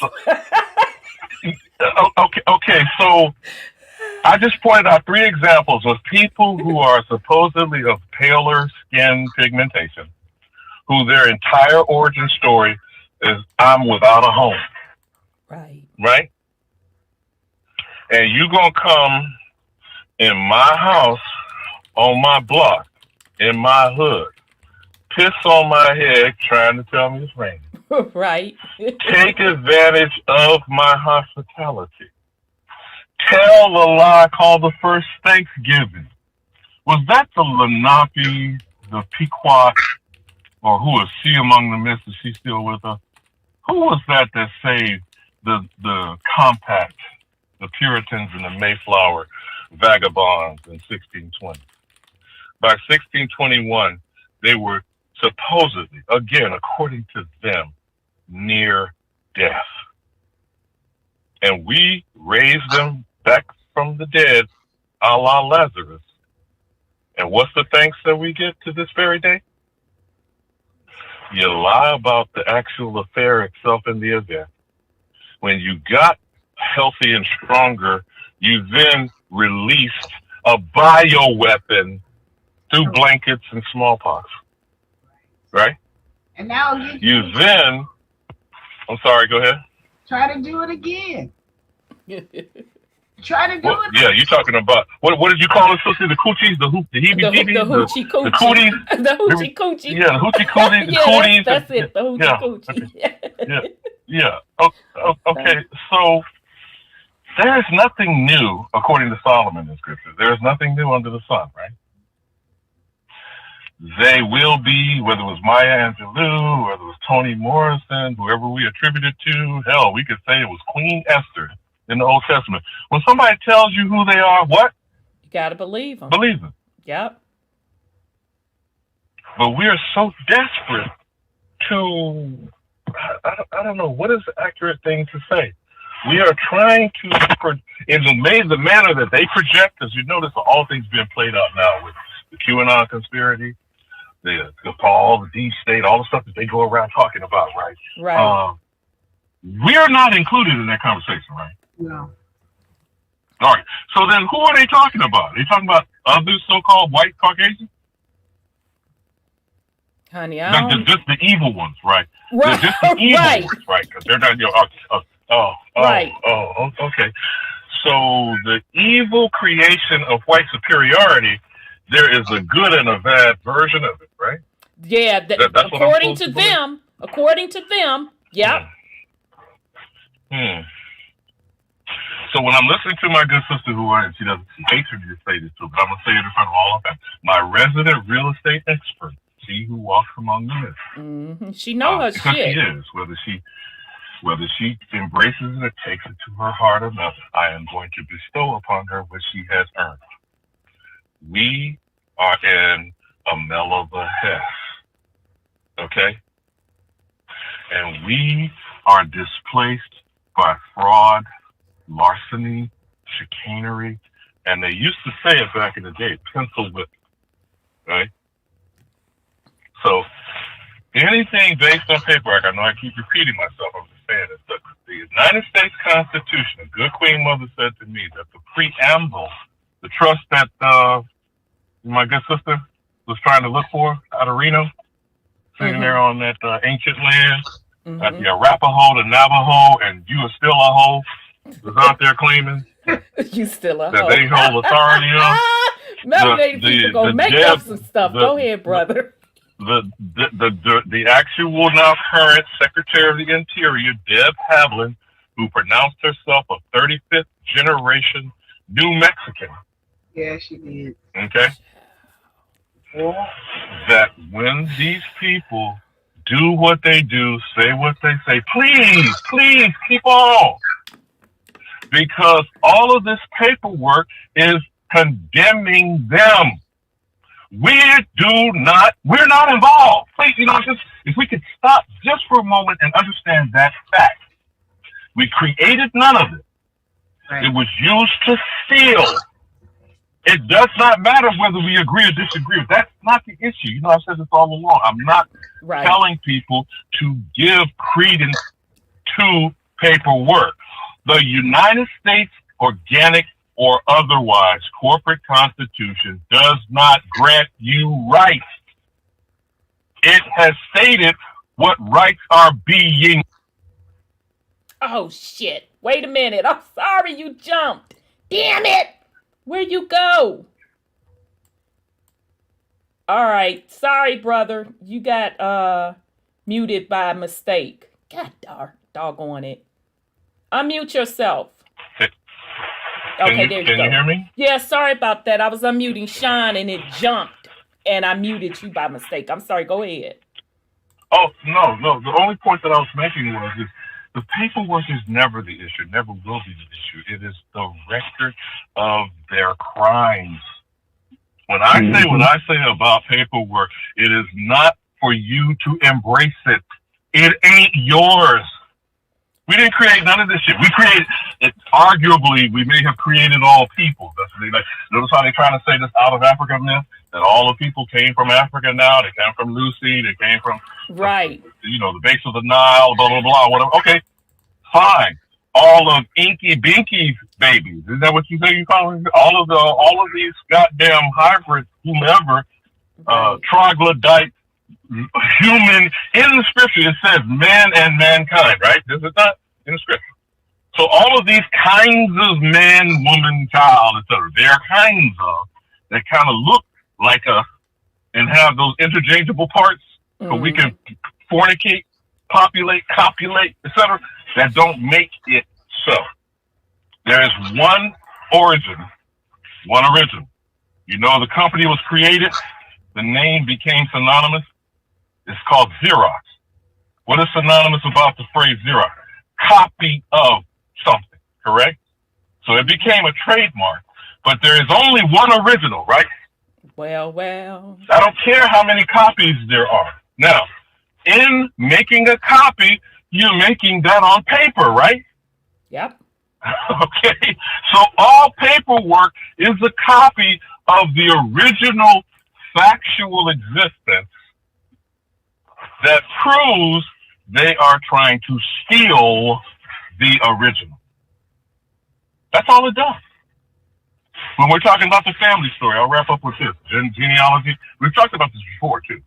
Are you aware of you already know the Mormon Church is the corporate benefactor behind Ancestry.com. They've even got, I think it's called FamilySearch.org. Yeah, because they had all the records supposedly. Yeah. Girls, they have acquired billions of documents the world over. Yep. Holding it underground, underneath the Great Salt Lakes or whatever, the caverns and shit in the vaults that they got that stuff. Now, they're sitting on theft, right? Paperwork and property of the indigenous, aboriginal, autochthonous populations in North America, Turtle Island, and anywhere else they've gone across this planet. And then have the nerve to charge us $59.99 or whatever the fuck it is, spit in a tube, urinate in a cup, to then supposedly prove to them what they already know to be true. Right. Right? And this is to get back documented evidence of who my family, who my people are, who I am, where I'm from.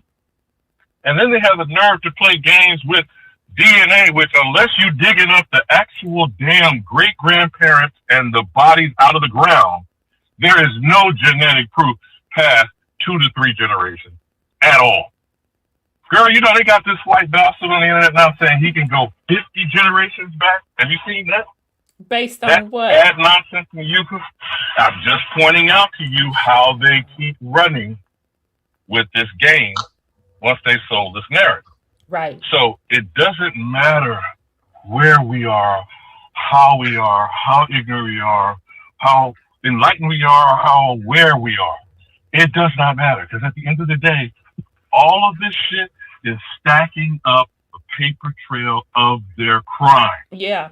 The only thing Exactly. we need to do, and I've said this before with Queen Mother Cheryl, is to declare my identity has been stolen. Now, however you go about doing that, that's your choice to make. I'm not dictating to you or to anyone else. I am saying, until we start doing it, person by person, individual member of each individual family, and I'll circle back to what I asked you at the beginning, whether it's 1 million indigenous families trying to acquire 200 acres to go at that 200 million acre goal of stolen land. Could you enlighten us about that again and what might be the overall agenda and plan of that? And I'm not saying support the organization or the group of people or another new 21st century group of con artists, criminals, and land speculators.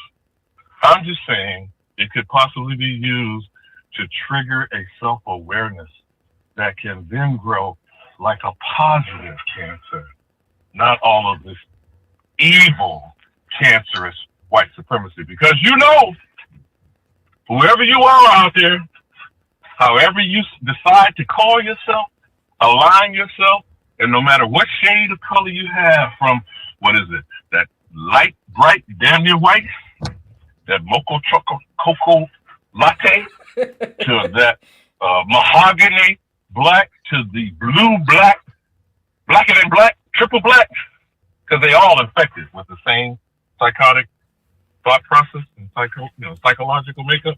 You're an immigrant. If you're an immigrant, I don't care where you came from. We tell you every week, you ain't got to go home, but you got to get the hell up out of here. And I yield. Yes, sir. Thank you, brother 832. And yeah, I haven't forgotten about that information I mentioned in passing.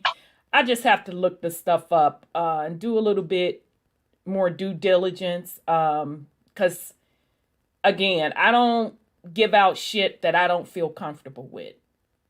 That's just how I roll. I want to at least try to do a little bit of research because I don't want to be responsible for it.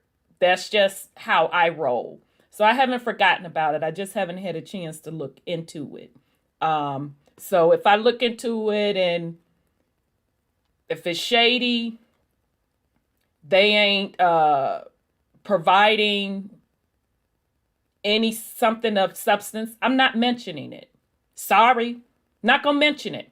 Not gonna mention it on the air because unfortunately, folks are not gonna do their due diligence, and then I mention something and they get jammed up. Oh, see, she doing. I don't need the fuckery in my life. So I will do the research on it. If I feel comfortable with it, I'll pass it along. If I don't, I ain't. It's just as simple as that. But I haven't forgotten. It's just been a crazy, crazy week. So real quick, Sis Cheryl says something. Dang, sis, you said she was giving Queen Mother Cheryl, she was giving the information on Hamilton. That brother Kuimeo, there it is, I found it. Jemima Fawcett, sister of Rachel Fawcett and aunt of who? Alexander Hamilton. So Hamilton, at a minimum, was mulatto, which, if you watch the Disney Hamilton, you're not going to see a white man playing that part. And you're also not going to see, for George Washington, you're not going to see a white man. You're going to see a melanated man. And for, what's the one? Jefferson, you're going to see a melanated man also. So I encourage people to check out Hamilton. It's on Disney Plus. It's actually really entertaining, y'all. It's actually really entertaining. So you're not going to be bored. But my mouth fell open when I saw them cast melanated people in those roles. The only one that they didn't cast is melanated in the role, although there were other Caucasian people in roles, as it should be. But as far as the quote quote founding fathers, King George they had as a Caucasian man, and we know that's not the case. But check it out. All right, so Odell, Sweet Pea, I am going to bring you on. And I'm sorry I got to ask folks to identify themselves because it's been so much dramatization. So let me try to bring you on. You should be able to unmute yourself. Peace and love. Peace and love. Are you all there? Yeah, how are you, Sweet Pea? I'm doing good. I had to call in on this subject because the brother who just spoke, he was on point when he was talking about over here, because obviously I'm over here in England, and he mentioned 1213, and he's absolutely spot on. Over here we have the Magna Carta of 1215, which King John signed with the barons over here, and that was obviously in 1215. And obviously Article 61 talking about obviously your right to the people in the Albion, as it was back then, because it wasn't England or the land of the Angles, but the brother's on point. What people don't realize is because we had the mud flood in the 1700s, what people don't realize, and I've even found this in our national archives here. We had Moors here. The Moors were here. I've got the National Archive. People look at me like I'm going clueless when I'm saying the Stuarts and the kings and queens over here were melanated. People look at me like I'm going crazy. Tell it, baby. Let me give you your explosion, doggone it. And now, where are you in the You're in the UK, right? Yeah, I call it England because you see this is the difference. So you've got it in it's the United Kingdom, but obviously you've got obviously the nations, obviously Northern Ireland, Scotland, England, Ireland, and Wales. The reason why I always say that is because it goes back to the land of the Angles. It goes back to the Albion, which is what this land used to be called. And when it was back then at the Albion, that's when it was back to the original common law. And this gets back to what this brother was saying just on the phone probably about 5 minutes ago.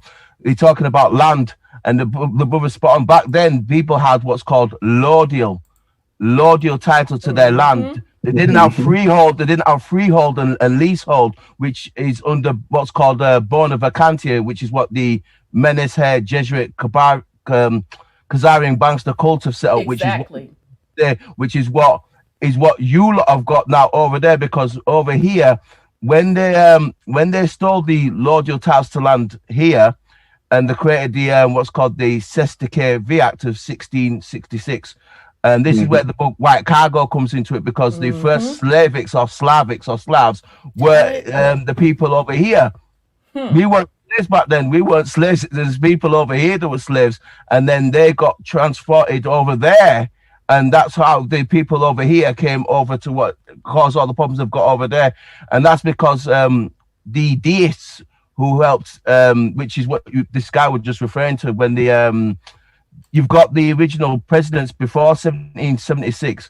I think it's Ben Banneker Bay. All the presidents were melanated, and the people that came over there were deists. And the reason why they came over there is because they were fleeing from the church, the Vatican Jesuit Church, and they agreed to the principles the original I Self-Law Master Islam, the original Moors had, and the reason why they was able to form the Treaty of Peace and Friendship is because the principal issues. So they weren't coming over there as Europeans to steal the land or anything like that. It was a treaty of amity and commerce, and I've actually got those treaties.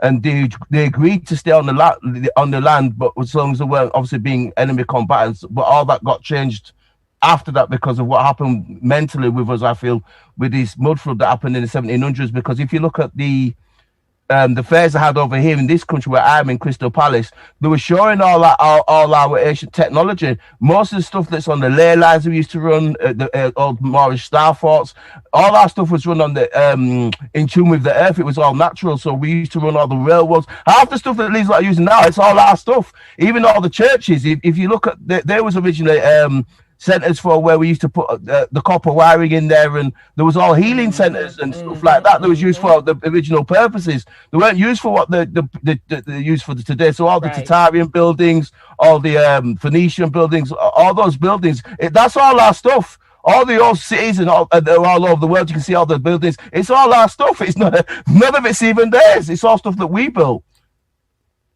So this is something that never gets spoken on. So we built a lot of all the ancient civilization. Basically, it's all us. It's all our civilization. Whether it's over here in England, whether you see stuff in Australia or China, all those kind of buildings, the Tatarians built and the Berbers built and the Saracens. That's all us. All that original Moorish architecture and all those big forts. It's all our stuff. We built all that stuff. And the French with them star forts, but yep, it's all our stuff. We built all of it. Wherever you go on this planet, you can find us all over. We weren't out of Africa. We were global. We were here across the board.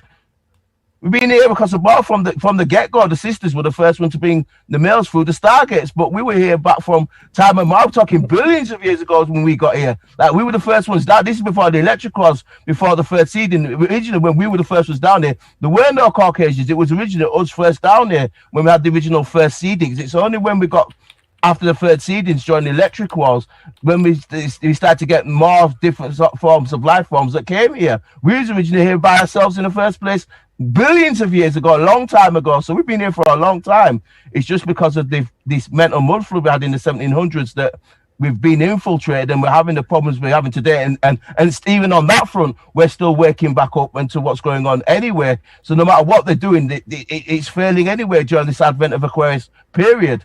So for as I'm concerned, it's a case of, in terms of the land stuff, because I want to get back into what the brother was saying, you had all the fee simple absolute titles to land. It wasn't the stuff that you deal with today with postal codes, which comes under the UPU or the zip codes, which what we have. So everything due to what the Menes Kazan Banks, the cult have done is they've commercialized everywhere and they've changed it all into commercial jurisdictions.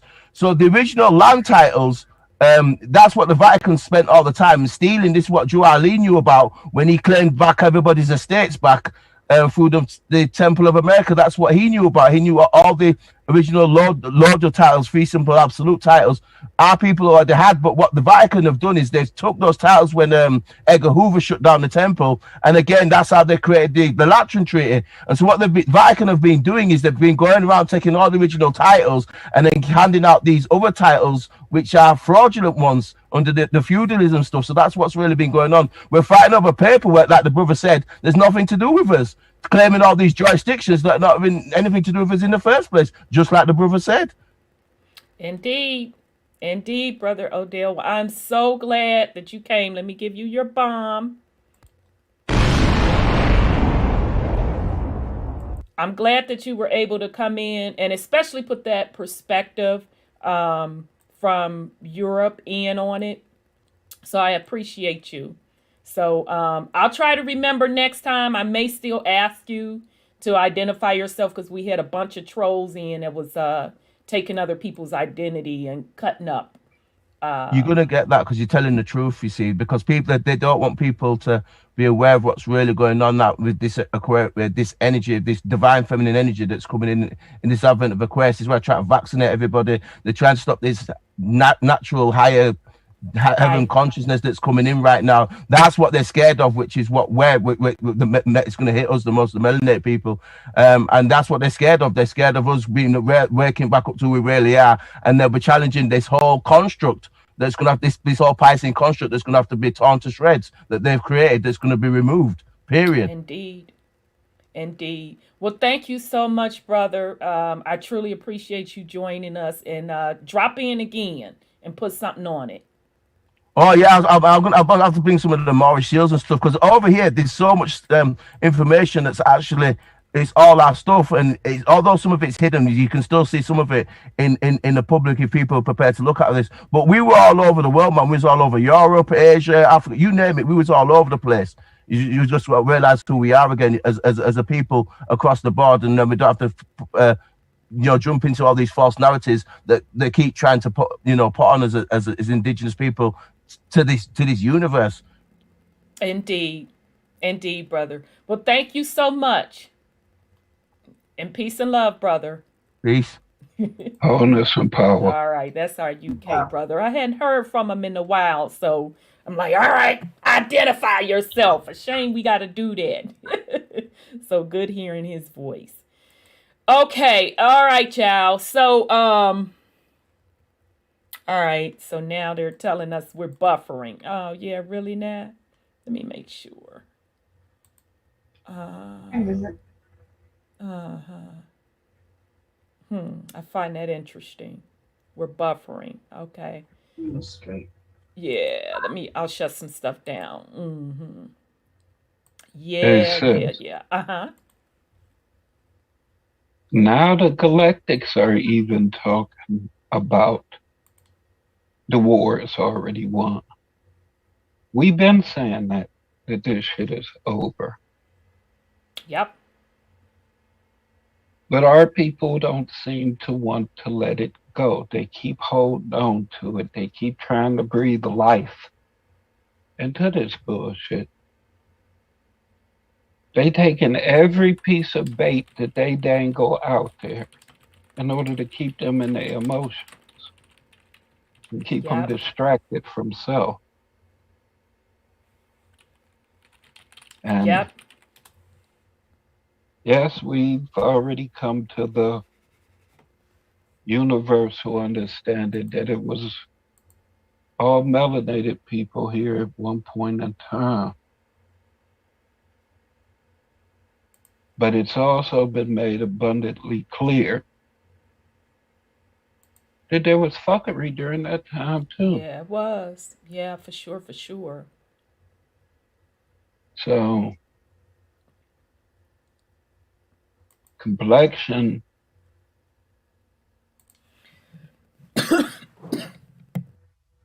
ain't a get out of jail free card. True that. In fact, it's the start of all this fuckery. Because it had to be melanated being that cut deals with a new one now.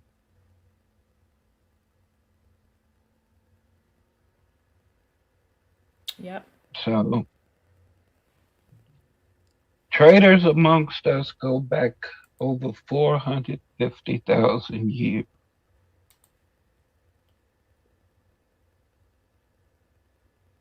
And niggas think we gonna be able to unite through paperwork, protests, and voting. Or picketing. Right. I mean, if considering voting and the whole political process is so out there right now, and they're already talking about 2022, 2024. Nationalism. Why don't you indigenous folks that like to play in the system, why don't you run as indigenous? That'll at least bring attention to the indigenous plight. Right. Talk about how your identity was stolen. You know, I'm just saying as far as for those who participate. Right. Why not do that? Why not bring that attention to the plight of the indigenous people while the politicians are giving everyone else preferential treatment? Right. And the true indigenous folks ain't mentioning nothing. None of this legislation or anything specifies you. nothing in Nasera Jacera specifies you, Nope. because all that shit is talking about splitting up everything amongst everybody.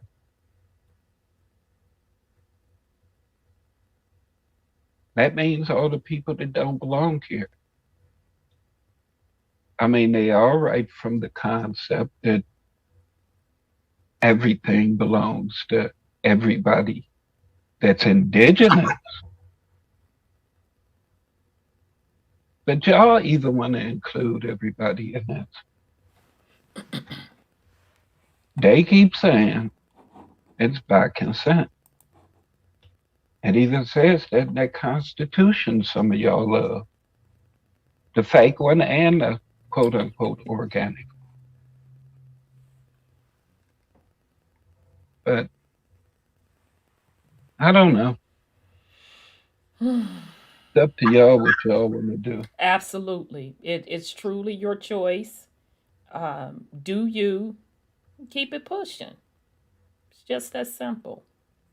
Right, but I just figured, you since all eyes of the world and the universe is on the United States and what's happening here politically, just seemed like that would be the perfect opportunity. Everybody else taking advantage of it to get what they want. Right. So, I mean, if you participate and believe that that system is the way, I mean, there's a good start for you. Are you worried about them bumping you up?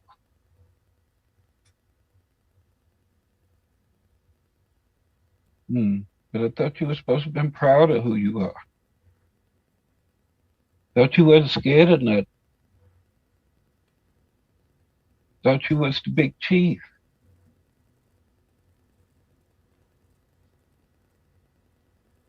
Stand up, represent your people. You have to be a corporate term in order to participate in a system. You so desperately want to be written in their book of quote unquote life. Go ahead. Go ahead, put your ancestral name in the system that it's not in. To play their game, you have to be a citizen. So, what title you taking? You Black, African American? You gotta be one of them to play the game. Or Indian American, Chinese American. What you got? Show me. I don't even want to hear about it. Just show me. I digress. Indeed, indeed. Okay, now, oh child, what time is it? 9:27. Okay. Great discussion, great discussion. I hope folks got something out of it. And thank you to everybody tonight that came in on the panel. My niecey Pooh, she who walks among the mist, brother 832, and of course, brother Sean, it says Sandra, and brother Odell from across the pond. Thank you all for coming in tonight and putting something on it. This was a much needed discussion, obviously. All right. So, and brother 832, if I didn't mention you, and brother 832. Okay. So we're going to get back into the supposed and alleged aliens, Inky Binky and them's asses.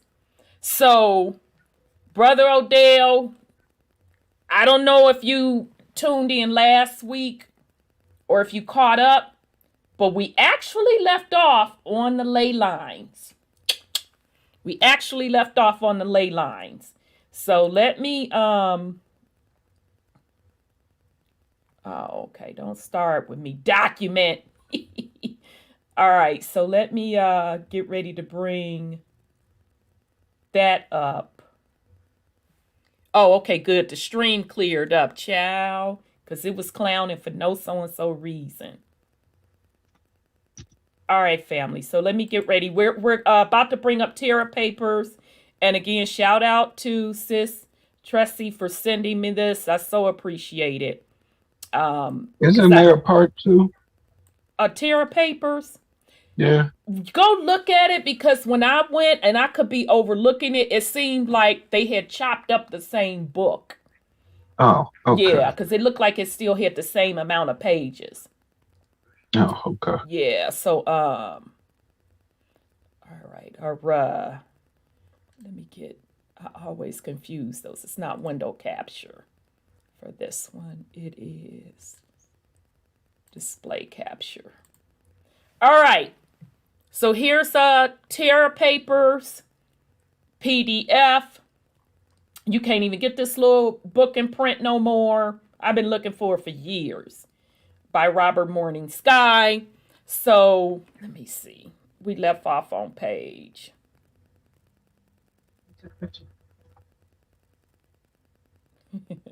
32, y'all. How ironic.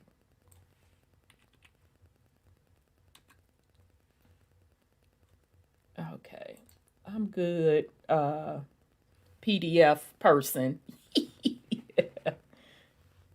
Thank you, son Scotty, for dropping that link to the Terra Papers. So yeah, go on and check it out for you all self.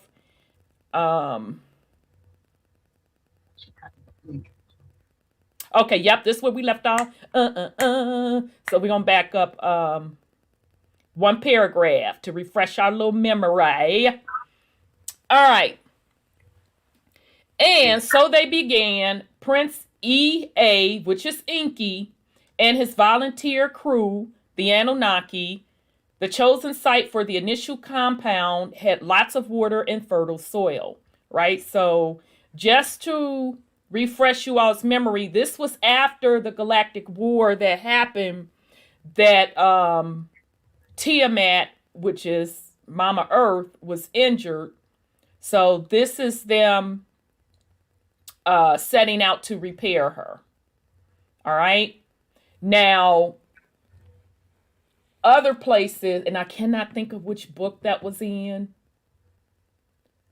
When Brother Wendell and I was doing the creation story myths, said that the planet was ganged up on by the other galaxies or / dimensions, because she didn't want to share her resources. And so they attacked her. All right. But now this is coming from the Anunnaki's perspective, what we're reading now. So, of course, they saying she got hit by a drive-by. You might as well say that. She was hit by a drive-by accidentally. All right. So studies have had revealed deposits of precious ores far below. It was a logical place to begin.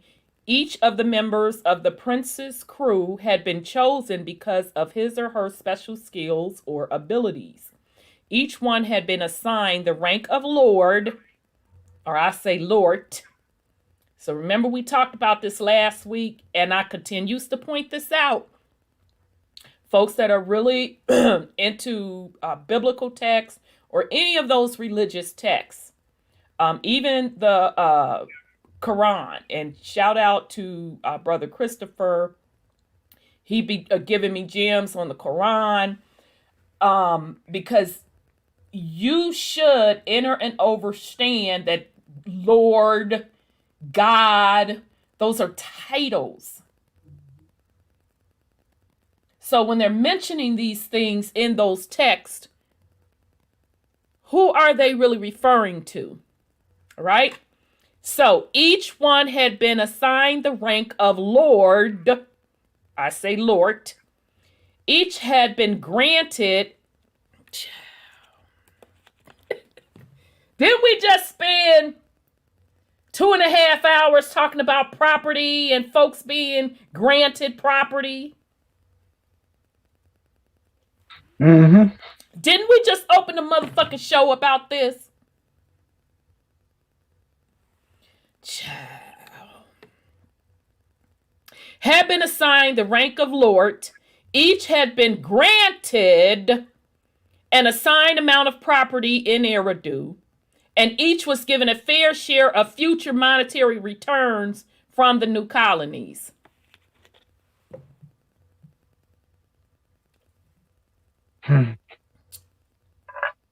Now, this is, you don't have to believe this fake alien bullshit. I'm cool with that. It doesn't matter to me. But if you want to go look at that script that I like to read, they do talk about this in the Bible. They talk about it. And they have it cloaked so you don't understand it, because the Catholic Church took out most of it so you don't understand it. But it talks about these alien presence on this planet. They've been showing us that our whole lives. Yeah, and they make it look like it's a metaphor or some kind of fantasy, like his foot. Earth is his footstool. So and the Lord the Lord thy God told them to go over to the indigenous people's land and take their motherfucking shit. Exactly. And then you want to get an attitude with moi? And when I tell you I don't give a fuck about none of that paperwork shit? And it's a confederacy. It was a confederate, like the Galactic Federations, Star Trek Federation. It was a confederate of them who did it. Exactly. But that's why this stuff is pertinent right now. They've been preparing us for this our whole lives. Star Trek, Star Wars, all this shit about aliens, Close Encounters, E.T. All this alien shit, they've been preparing us for this. Yeah. And then Trump do an executive order talking about there has to be full disclosure about aliens. It's all part of the damn script. It's not to say that these beings aren't around. Right. It's just the truth of it ain't coming out as far as for everything. We're still just referred to as the indigenous peoples. But everything that all of them are still talking about is sharing mama, which none of them have any right to. Right. Right or otherwise. That's the bottom line of it. They don't have to believe it. They worship these motherfuckers. They sit up right here and tell you that they've been all these beings that motherfuckers have worshipped. Yep. So they ain't got to believe shit. We ain't here to make motherfuckers believe nothing. True that. We sharing information. We showing you what they said, just like everybody else, every bit of information or whatever that they fucking showing is something else that they said. Exactly. So all we doing is going over shit that motherfuckers said. And the truth and proof of it is in our faces all day, every day. Yeah. It's there. We are always distinct amongst everything. They even said that we the only people in the universe with hair. You see, majority of them either bald-headed, head misshapen, all type of shit. And that long stringy shit is fur. That ain't fucking hair. So, I mean, there's so much shit that's said, but the shit that's not said is what's here, and that's us. Right. All So this other shit stay alive because we keep it keep alive. giving the bullshit life. And that's why I keep saying 1%. I'ma always keep saying 1%. Because just because you have 10% awake, or maybe it's up to 15 now. That's why I always say it's still 1% that truly, truly get it. And that's okay too. That's all it takes. So, the Lord's, LORDT', was given that title, and they was granted what? Property, and promised future monetary returns from the new colonies. The reward. I'm sorry, go ahead, sis. You know, I was listening to Bishop Gator, and these treaties, he said, came out of Rome, right? And Rome was founded by Remus and what are the other little twins? Remus and Emus, whatever they were. And they are these people right here. That's what he was saying. They were the fallen ones, which is what they consider these people, these Anunnaki and stuff, as the fallen ones. And they, Remus and Emus, whatever, Roman people that found Rome. And they're the ones who put together the Catholic Church, who made these edicts to 12, 13, and whatever, to come over here and conquer the land in the name of the Catholic Church. That was, they said, that was in the Council of Nicaea in 325 AD. That's when they made all that stuff up to, set up the Catholic Church, and then gave themselves the power over everybody on this planet. They even said Constantine was one of them. That's his bloodline as well. Most of these rulers that we have on this planet right now are the rulers from this line. Right. Now, I'm glad you brought that up, sis, because this next stuff we about to go over, I want y'all to pay close attention, because it's going to tell you how they controlled the planet. It's going to tell you how they could, well, it's being broken now, how they have controlled the planet up to this point, and how they, quote, quote, reset it and mud flooded. I want y'all to pay attention. See, there's a method to my madness why I do shit in certain orders. Why I stopped the other series and jumped on this. Because I want you all to tie this shit together. All right. So the rewards were generous. The dangers considerable. The prince, now remember we talking about Inky, had taken his time in selecting his crew. The stakes were high, but he was proud they were good. So he selected his boys them. So his boys them got them patents. That don't make them indigenous. Right. So the first assignment was the construction of the base of operation. The compound would be built in stone, naturally durable and readily available. But as the Anunnaki began to set up the cutting lights and sound carriers, cutting lights and sound carriers? The generators ceased to operate.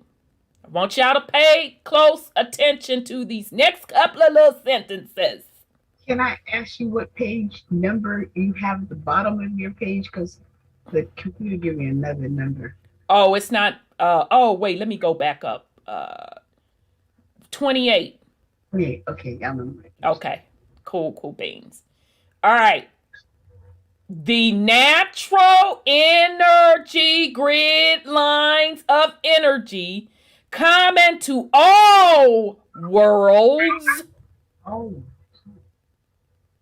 were fluctuating wildly on the planet. The Great Collision, as they want to call it, I'm going to call it, they alleged drive-by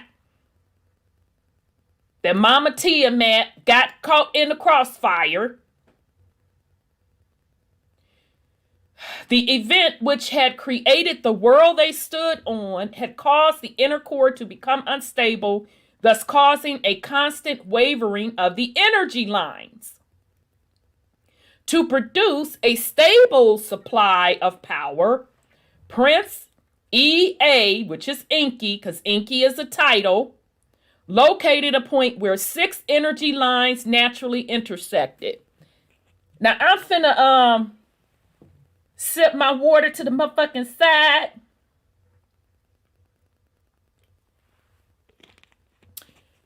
Go to Google Maps.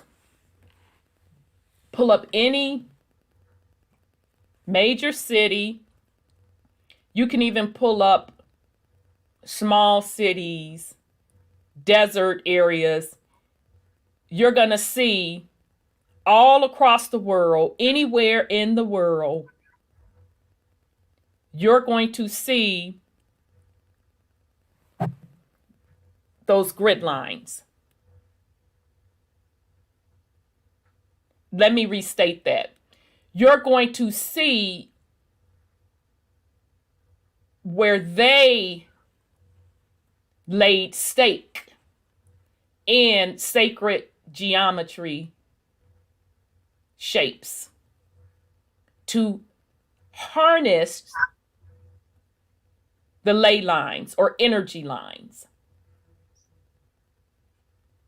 Here on the intersection, the prince erected a large energy house, a focusing center which would extract sufficient energy to run the construction equipment.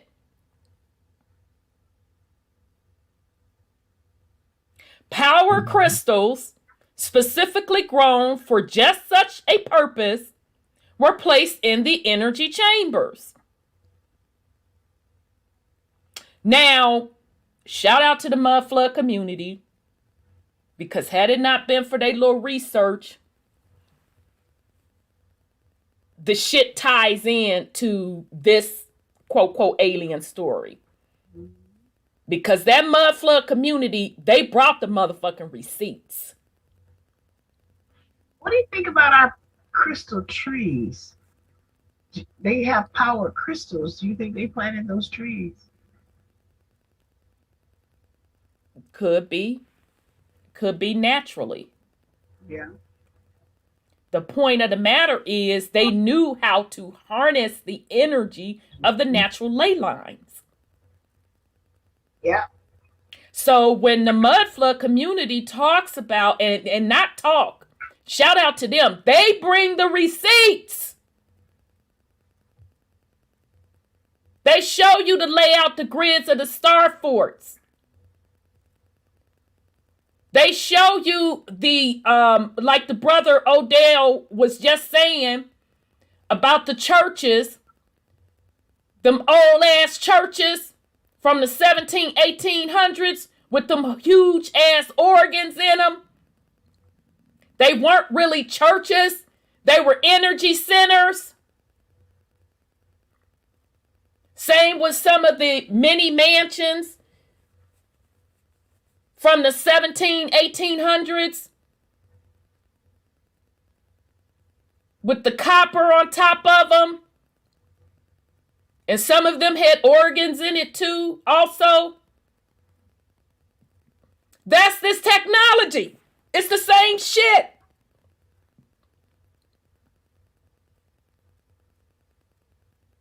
So shout out to the mud flood community. It's the same exact technology, harnessing the energy from the ley lines. So when the mud flood community said Tesla didn't really invent that stuff, it was already around. And I said Tesla didn't invent that stuff. He was either handed the blueprint and he reverse engineered it. That technology was already around. Interesting that this particular alien book that dude put out in, I think it was 83, he put this out. It's describing the exact same technology that the mud flood community has proven exists.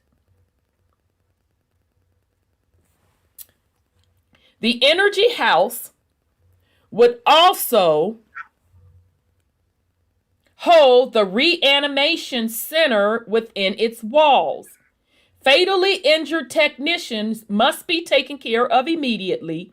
Prince EA, which is Inky, could not afford to lose even one of his carefully chosen crew.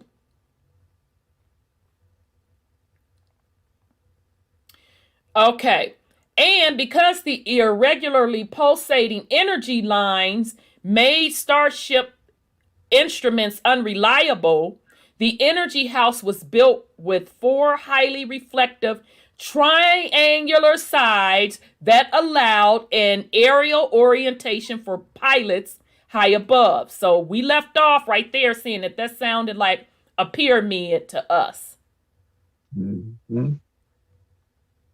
Because they said at one point, besides, that it was highly polished. Right. The pyramids, right. And that the tip was what? Gold?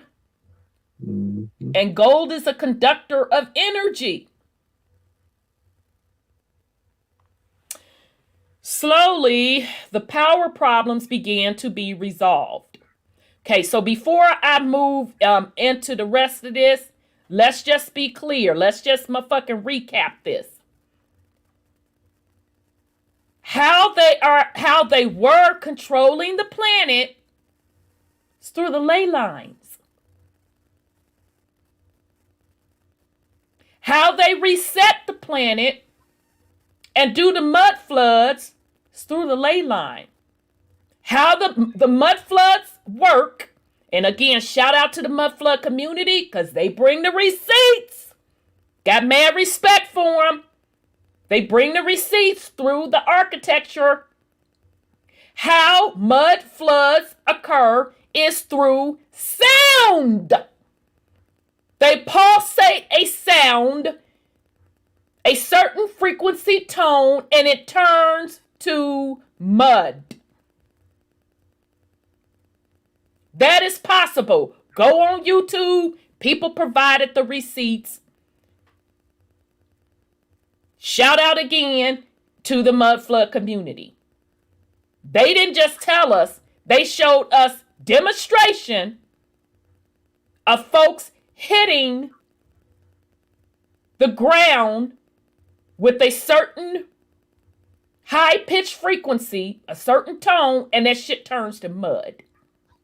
Let's see, when Bush, I think it was Bush that was president, they had a demonstration and they told him not to do it. And so they rolled out the military. Who say the president again, sis? I didn't catch it. I think it was Bush. Oh, a senior or junior? Junior. Okay. They had a demonstration. I'm trying to figure, I can't remember what city it was. They had a demonstration and Bush didn't want that demonstration. And he rolled out the military. And they had these sound machines on there that would burn them with the sound. Yeah, the military literally has a sound weapon machine. Yeah. That'll knock you on your ass. Yep. So where are they getting the technology from? Child. I think that was the microwave device during that Bush time. Oh, okay. Because they can hit you with it and it burn you up from the inside out. Yep. And then as soon as they turned it off, it's no damage being done from that point. But they actually used them over there in Iraq.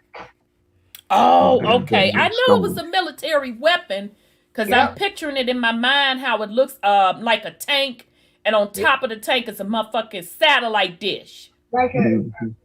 Yeah. yeah. That's what they use. So again, that is how they controlled the planet. They tapped into the ley lines. That is why the empire that has colonized the planet,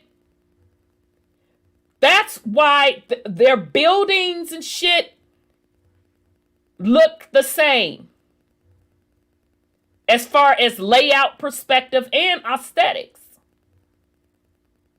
Look at the way the Vatican is laid out. Look at the way Washington, D.C. is laid out. And you can pretty much go to any quote,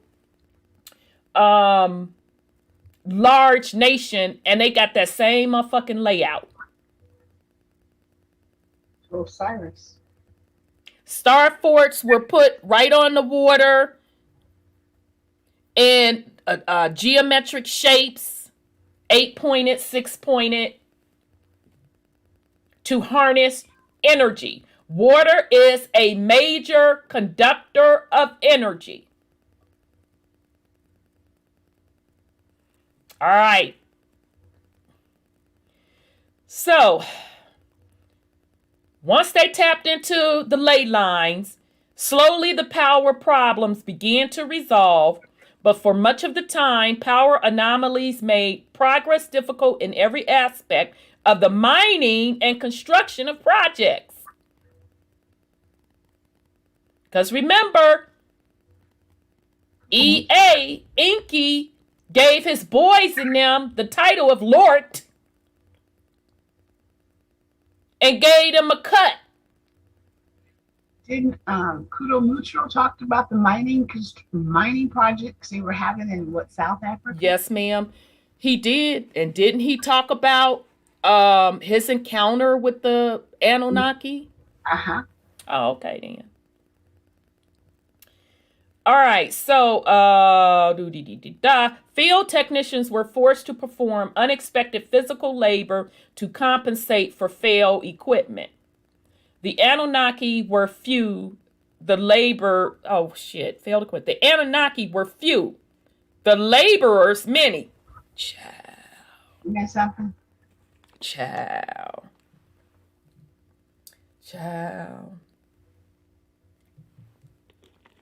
The Anunnaki complained. Prince EA, who's Enki, relayed the words to King Anu. Okay, so King Anu represents the sky daddy, the biblical sky daddy y'all want a windmill about, but okay. But who take his orders from the Council of Women, who originally told him, sit your, damn it, Brother Sean, and Your $5 ass yeah, down. sit your $5 ass down before I make change. But y'all want a windmill for Anu. All right, but anyway, the words of King Anu, because he's still working for the queens. Let's be motherfucking clear. He's still working for that queen council. They had to give his ass authority to even, they put his ass in that position and let him move forward. I'm sorry, go ahead, sis. Remember you said something about that there was a woman, the women fought? Yeah, that's just my theory. That's just my 2 cents, my theory. You were probably right, because there's a Cobra woman demon that came down here, and they talk about it in Isaiah, and that woman is Lilith. And I was thinking she must have been one of those Anunnaki queens that came down here and fought with the indigenous people, because I think out of her bloodline, King came. But I think that Lilith, if she is a part of their bloodline, She came on the set after the drive-by with Momma Terra, as they claim a drive-by. She got jumped, far as I'm motherfucking concerned. And she probably came later than... Yeah, she came later. Now, that don't mean she wasn't after they had jumped Mama Earth. So I don't give a fuck what they said. Because what I think that happened, now this is just my lowly opinion. I believe those Queen Council mothers from those other dimensions overtook Mother Earth. Because she had a lot of abundant resources because they done fucked up their little realm for not living in harmony. Because according to this document, all of those other worlds and those other dimensions, they all have ley lines. So they done fucked up their ecosystem. So they come sliding over here trying to partner. And she like, no, get the fuck out of here. Just like any woman would do. Wait a minute, bitch. So, wait. So, you was trifling with your home. All you bitches. All you bitches had your own home. You ran your own home in the ground. Now you want to come over here and ask me to share my home and take away food out of my motherfucking children's mouth because you a trifling hoe? Hell to the no. So they jumped her. Now that's just my version. Jump Mother Earth. Mother. That's just my version. All right. So Inky went to his daddy, but the king would not hear of their problems. Production will still have to increase. You goddamn right it had to increase because he's under the order of them Council of Queens. He had to run them their ends. They came down and go check your car. The Anunnaki felt overworked and ignored. They protested. Who was in the chat talking about the Protestants? And I said, yeah, aka the protesters. They protested and threatened to cease their labors. Prince EA promised an increase in future rewards. Grudgingly, but with additional recompensation promise, the Anunnaki returned to their labors. Construction and mining / recovery crews switched to lower consumption, cutting lights and sound wave movers. So does that not sound like terraforming and excavation? Yep. Okay, I'm just checking. I'm just checking. So when we see huge missing landscapes and shit looking like it's been carved out to a precision, like the Grand Canyon and all of that.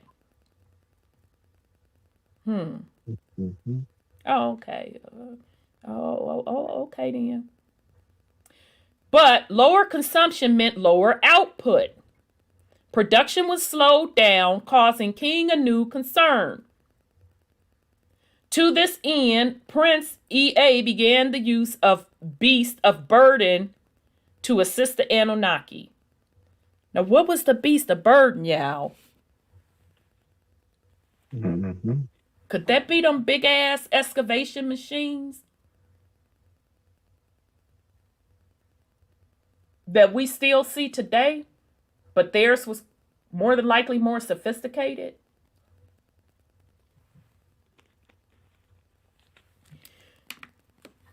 Okay. I say come hybrids they created.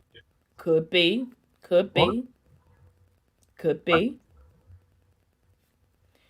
Production was slowed down, causing King Anu concern. Yeah, because he got to keep making his quota. To this end, Prince EA began the use of beasts of burdens to assist the Anunnaki. Progress in the operation slow, but there was progress. But in time, the operation was able to begin sending the gold shipments on schedule. Okay. Transport ships landed on Eridu and departed with their vital cargoes.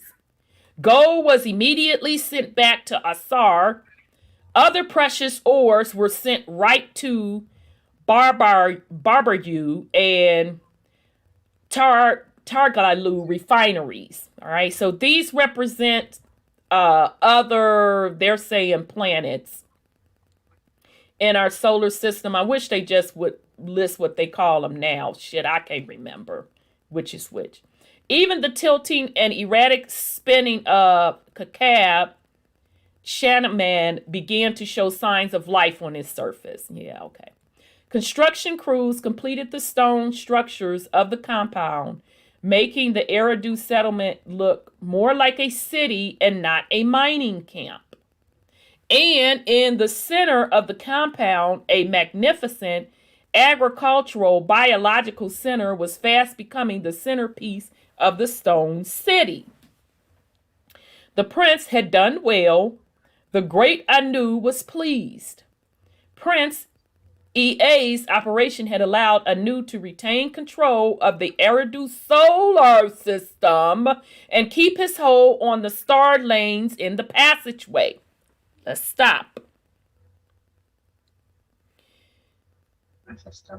Do you all get the correlation of why Anu, who is in biblical terms the father, do you get why that book was written to set him up to be, quote, quote, the father? Not because he's some sacred deity. It's because he has the title and the responsibility of being over this particular solar system and on the star lanes, which means to me star gates.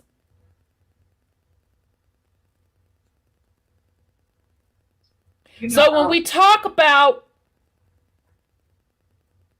death, physical death, and we talk about reincarnation, and the Star Trek clip that I recommended you guys look at,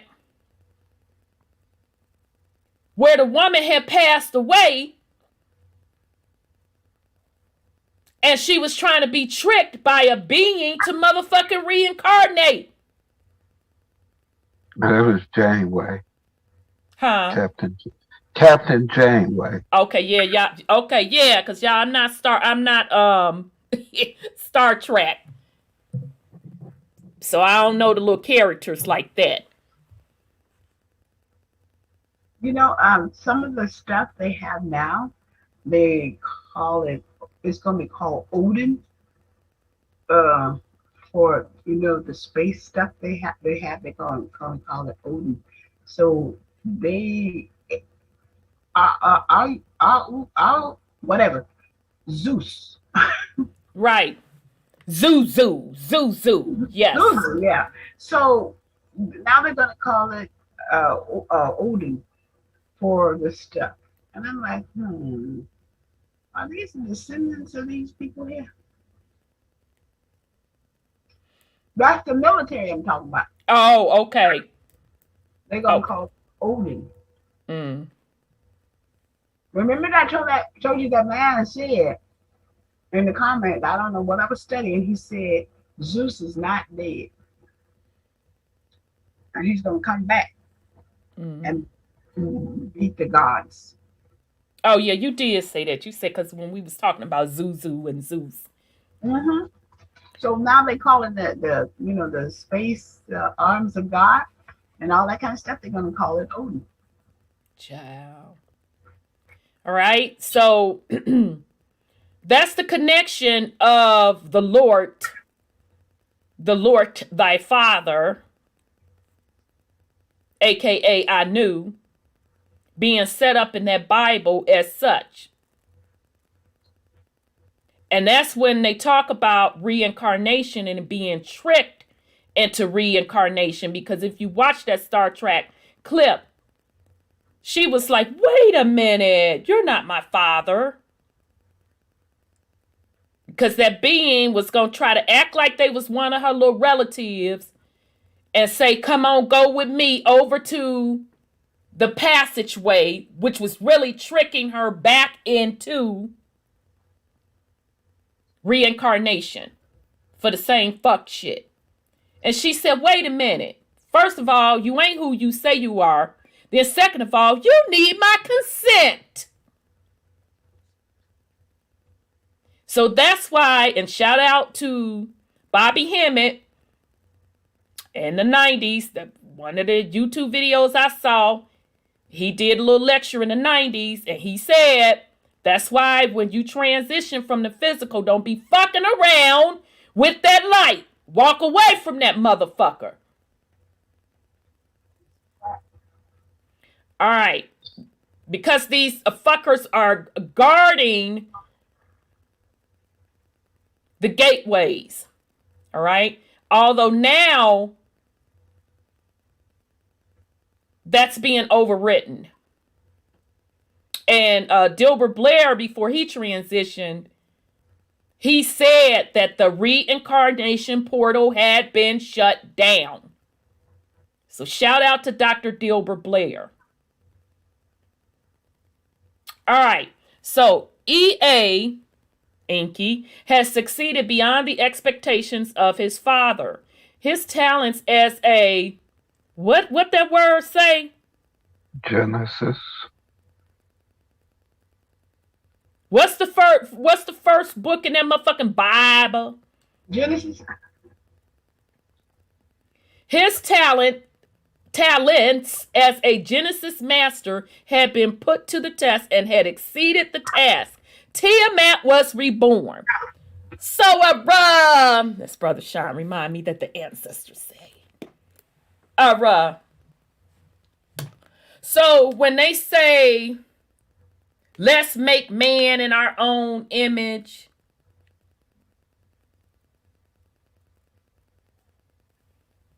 who was saying that?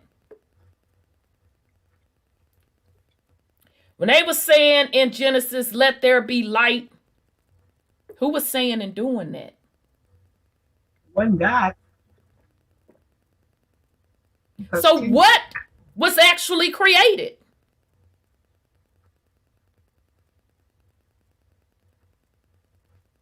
Because Tiamat already was here. But according to them, she got injured in the motherfucking drive-by. So out of the kindness of their goddamn heart, they reoperated on her. But while they reoperated on her, let me override your organs, your central nervous system, your ley lines. Let me fix you up, program you the way I want to fucking program you. And let me start taking things out of you. And let me put my people on here. I ain't heard not nary part in this motherfucking scenario where they asked her children, the indigenous people, where the queens stepped to her and they had worked out this deal. Obviously, they hadn't worked out the goddamn deal, which is, in my opinion, she didn't get hit by no drive-by. It was a hit. It was a mob hit. So fast forward, they done done us a motherfucking favor.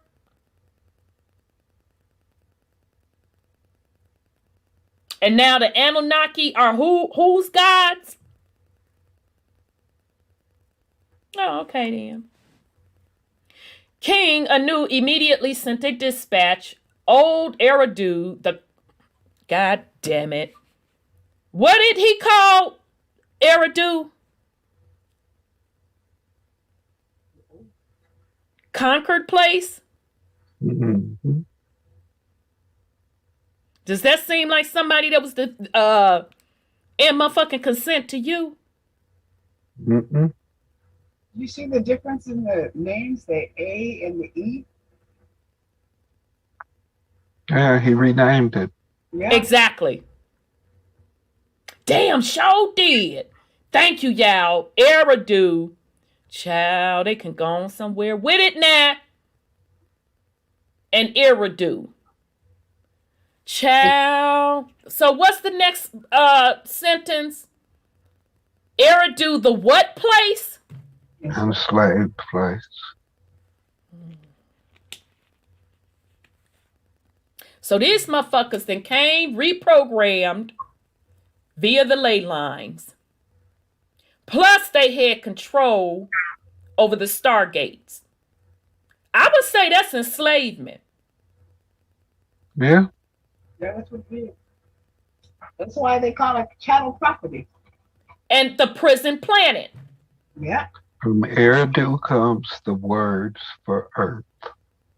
Mm-hmm. Child, let's get through this.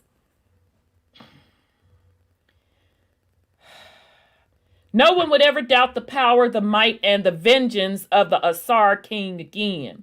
The name of the colony would serve as a reminder and a warning to anyone who sought to challenge or question the might of the great Anu. The hand of Anu would always be upon Eridu. It says, Uh-huh. think about that right there. Conquering Mama. Yep. Conquering us. Yep. Is the greatest feat in the universe. Damn. I mean, they say it. It's a warning to anyone who sought to challenge or question the might of the great Anu. And the hand of Anu would always be upon Eridu. And didn't they just say, Brother Sean, didn't you say they just took over and took care of these beings that did this? That's what they say, because as you see in here, they had problems with the Draconians, right, and some other beings, but they all allegedly are in alliance now. Right, because they was fighting each other. And they making their last stand on Mars, according to the Galactic Federation. So this was the seventh war of the gods, because that's what the Red Sea Scroll said. There was 6, and then there was going to be one last one, and whoever wins the whole solar system. Yeah, the wars that took place in the heavens, right? Which ain't got shit to do with us.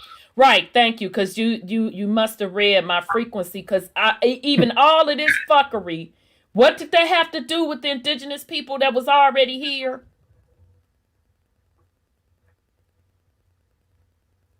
We didn't have nothing to do with that shit. No, we didn't. So from Eridu came the words for earth. Ah, y'all see that Erde, which is German. Why German always involved in some dramatization. Always involved with some trauma. Erda, Old High German. Jorda, Icelandic, or Iceland, whatever. Ertha, Gothic. Jod, Danish. Earth, Middle English. I'm glad they broke that down. Do you know that Germany is the SS, right? That's the right. So it's Old High German. So that's the paperclip people who were brought over here after the Second World War. That's the CIA.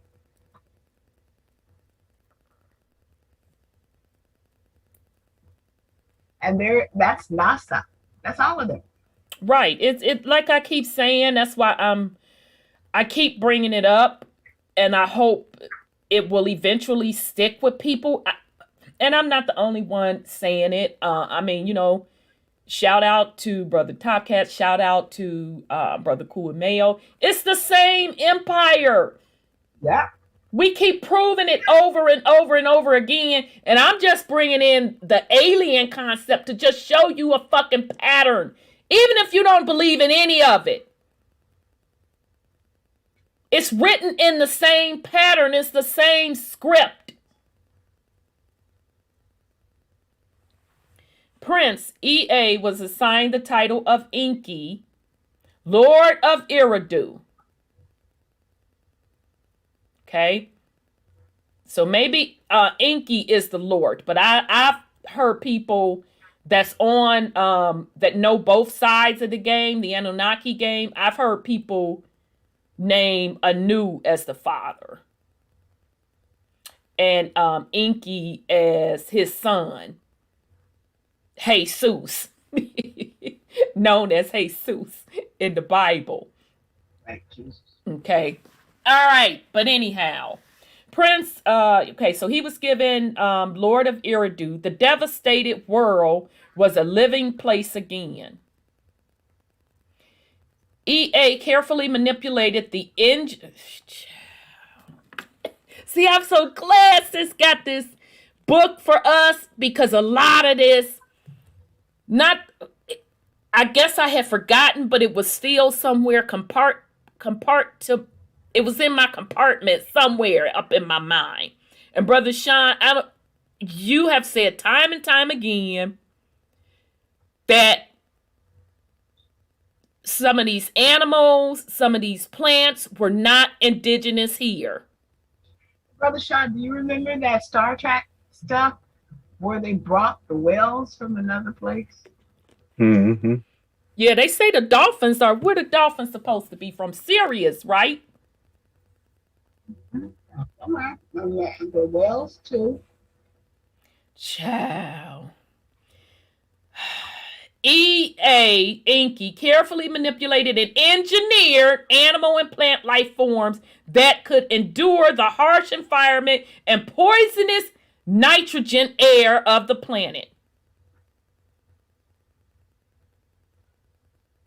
Now this is interesting.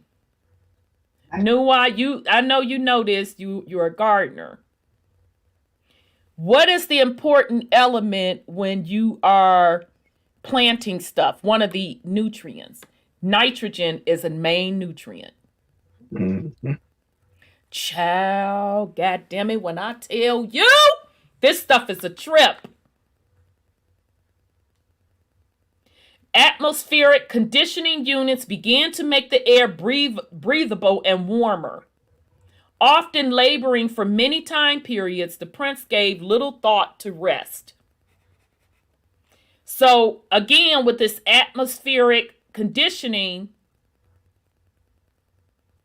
So we should be breathing nitrogen. Well, my thing is breathable for who? For whom?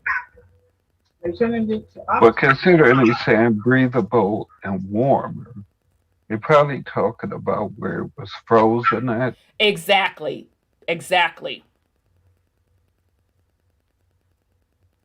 But I still say. And the part about the poisonous nitrogen air, if there were giant trees and giant plant life, talk about it. Mm-hmm. the nitrogen in the air would be vastly increased. Exactly. In order to support that. Exactly. Because in the gardening world, literally, I have to make sure that I have proper nitrogen levels in the soil in order for stuff to grow and grow in a healthy way. Because if you don't, Either the plant's not going to grow as big or it'll die. So I'm with you, Brother Sean. That's what I said, atmospheric conditioning for my fucking home. Mm-hmm. No wonder we all around here coughing and scratching and itching and shit. They didn't terraform the atmosphere. So the whole sea trail, because I don't feel like them fucking with my video, putting a disclaimer up under it. The whole sea trail, they've been doing this shit for a long time. Mm-hmm. They want to get rid of the carbon people. The carbon in No, they can't. I know. But that's that Georgia Guidestone stuff. They want to get rid of. No, that's a psyops too. Yeah. Because if we go, they go. That's right. And maybe that's part of the problem. We should have went.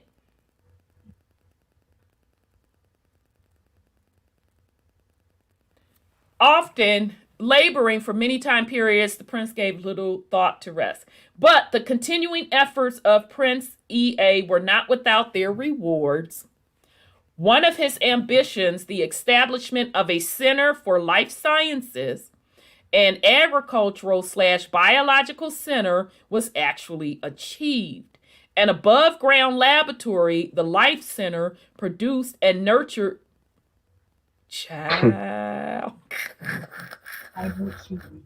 Baby, damn, I'm glad sis found this book. I told y'all it was all in here. Ooh, child. All right. An above-ground laboratory, the Life Center produced and nurtured the hybrid seedlings and hybrid creatures which would be transported around the globe. Transplanted. The center became Prince EA's pride and joy, a garden for life. Garden of Eden. Mm-hmm. Yep. So there goes your creation story, biblical people. Because remember, EA, Inky, was known as Genesis, right? Yeah. This is your creation story up out the Bible. Once again, the world began to take on the look and feel of a paradise world. Paradise to whom? It was because it was already paradise prior to y'all did your alleged drive-by, which I say was a gangland hit. Once again, the planet was alive, but through Eridu, once again, a harbinger of life, the planets of Dakamu, yeah, that's Mars, and Dakamu, Venus, were forbidden to have life once again on its surface. The great Anu decreed that both worlds would remain barren. They would serve as warning to any potential challenger. The wrath of Anu was great. Ciao. The agricultural... I'm sorry, go ahead, Brother Sean. So basically, Anu kicked the Moors' ass. Mm-hmm. Well.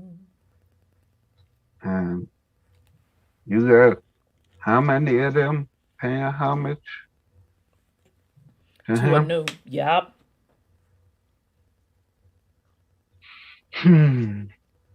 Child. We can't make this stuff up. The Agricultural Center was also making great strides in creating new and unique, and which would make sense why he don't honor their paperwork or why his administrators don't honor their paperwork. You know, like I said before about the Moors, their ancestry was Goliath. He was a giant.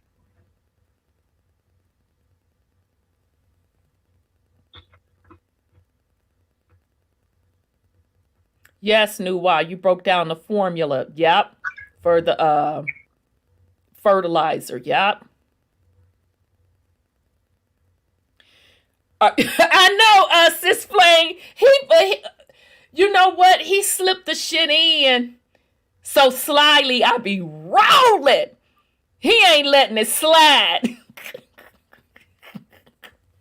Woo!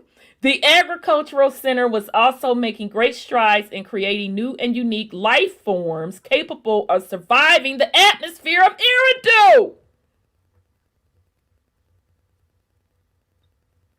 But the experiments occupied Prince EA much of the time, taking him away from the administrative duties so necessary to alert. Administrative. Exactly. Exactly. The great King Anu was upset. Okay, so that's the news, supposedly and allegedly. That's in Leo, who's his son. That's really EA or Inky, who's Anu's son. Nin Hasag, wasn't that the one that was fighting up against Anu back up in the day? Mm-hmm. The Okay, sister. Oh, that's the sister. Oh, she was called something else in other thingies. But okay, hopefully they break down the sister, because really the sister was supposedly the geneticist. But okay. The king of Asar had put Prince EA in charge of Eridu because of his Genesis abilities. Prince Enlil, his second son, was to remain in charge of the airways and lanes of the Eridu solar system. But Prince Enlil was once again making sounds of great displeasure in being placed so far away from the royal palace of Asar. This further upset the king, and so he moved to resolve the problems. Prince Enlil was given administrative control of Eridu, the solar system, the planet, and the city. But control over the development and exploitation of the planets would remain with Prince EA. So y'all that be windmilling for Inky, because y'all feel he's the savior, he was in charge of exploitation. Thus, It says, wasn't it Poseidon who was tricked into going into the lower realms of the water? Mm-hmm. And he was pissed. And wasn't it revenge? Yep. I guess we see the origins of that story. Yep. Pretty much. I digress. Okay. All right. I was trying to find my little place too. Okay. The administrator. Yeah, he was administrator. That a lot of exploitation. He was probably sent out all the crusaders around the planet to conquer those that they haven't gotten to yet. Oh, EA? Mm-hmm. Maybe so. He was the exploiter, so he was the conqueror. Right. Well, he was to develop it so motherfucking colonize. Yep. And excavate. And thus dominion, like the Catholic Church. Child. Like that the dominion voting. Over what? Eridu, aka Earth, would be shared. In this way, King Anu believed he could continue to keep an angry Enlil away from the court, fulfill his ambition as a lord of power, and still utilize the abilities of Prince EA. See, that was Anu's fault with them spoiled ass chillins. But that's what he get because they mama should have set their ass straight. You ungrateful motherfuckers, you don't have to be over none of it. How about that? Now I'm going to get somebody that's appreciative. You motherfuckers think that you just supposed to get something. Y'all remember that when you was arguing with your siblings over some shit? And mama had to step in. I'm taking it away from y'all, period, since you don't know how to fucking act. So you motherfuckers that don't know how to raise your children, and it's your bloodline now, y'all know where the fuck you got it from. Shit. All right, so Prince Inky, still, Prince EA, still Inky, was shattered and angry. Yeah, because his father took away what he had gave him because in Leo pissing and moaning. When he should have told him to shut the fuck up, or you could come back home and have nothing. Now I'm giving you an opportunity to get up out of you and your mama and I's house. We tired of you in our motherfucking basement. I'm giving you your own business to run. So you either appreciate it or I take the shit from you. All right. So all of his efforts and successes had been ignored. His place in the faraway empire stripped away. All right. So not that I'm siding with these conquering Anunnaki fucks, but that was a severely messed up way of parenting. How you gonna take something away from the child that's really doing a good job to a motherfucker whining because they want to be important? They the second born. No, but that's the idea of the second born always getting the share. And then he goes and complains again. Right, but that's piss poor parenting. Because I'd be like, if you don't sit your motherfucking ass down somewhere, bitch, if you want something like that, go build it yourself. Because ain't nobody here to give you shit. You only in the come up because of your family name. Now, what you not finna do is shit start. So piss poor parenting. All right, so back to the situation. Loki and Thor. Yeah, shit. Like I'm finna kiss that we talked about that last time, remember? Parents, you not your children's friend. I will hit you in the motherfucking throat. Gone somewhere with that now. In anger, the Prince of Life left Eridu, moving to a distant region in order to build yet another agricultural biological center. Here, too, he would develop a gold mining operation, but here he would focus on his passion, the engineering of life. Okay, so, yep, you was right, Brother Sean. That is his sister. They sister, rather. Yeah. Joined by his sister, Princess Nin has had her sag. She was named something else. It did start with the N, though. But, yep, that's her. Also, a Genesis scientist. Both began a renewed effort in the creation of life forms for the planet of Eridu. And in this effort, Princess Ninhursag would be the creator of a hybrid creature that would forever change the destiny of Eridu and its Asar masters. So they brought in people from other planets to this planet. That's what they're saying. No, what does Genesis mean? No, he went someplace to another place. No, they saying Eridu. Did he just leave? Moving to distant regions in order of regions. Right. The Prince of Life left Eridu. Yeah, that's what I thought it said. And then he made people or things to put back on this planet. Oh, yeah, I see what you're saying, sis. I'm sorry. I thought you were saying that they went to another planet and got some people and brought them back. Yeah, they went somewhere else to create another life form. Or the planet of Eridu. Right, to bring back here. Mm-hmm. But it says that the sister was the one that really did it. Mm-hmm. And poor sus, and y'all motherfucking Bible, she don't even get the credit. Always cutting the woman out. Although she was in the motherfucking wrong.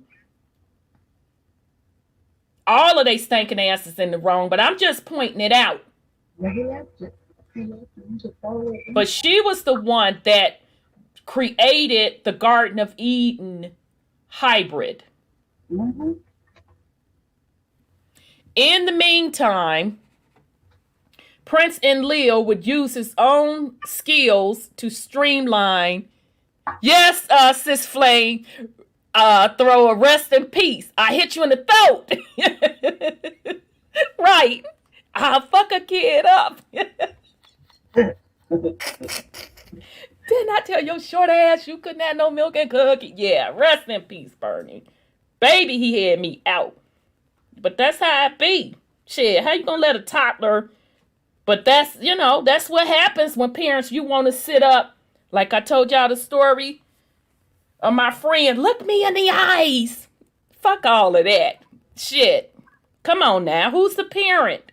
All right, so in the meantime, Prince Enlil would use his own skills to streamline the operation, increasing production, calling for additional cargo flights, and demanding, ooh, child, increased laborers from the Anunnaki. So, when the Americas were being colonized, weren't they using laborers? Gigi. No, I said America. Oh, fast forward thousands of years. Yeah. Yeah. Same script. All right.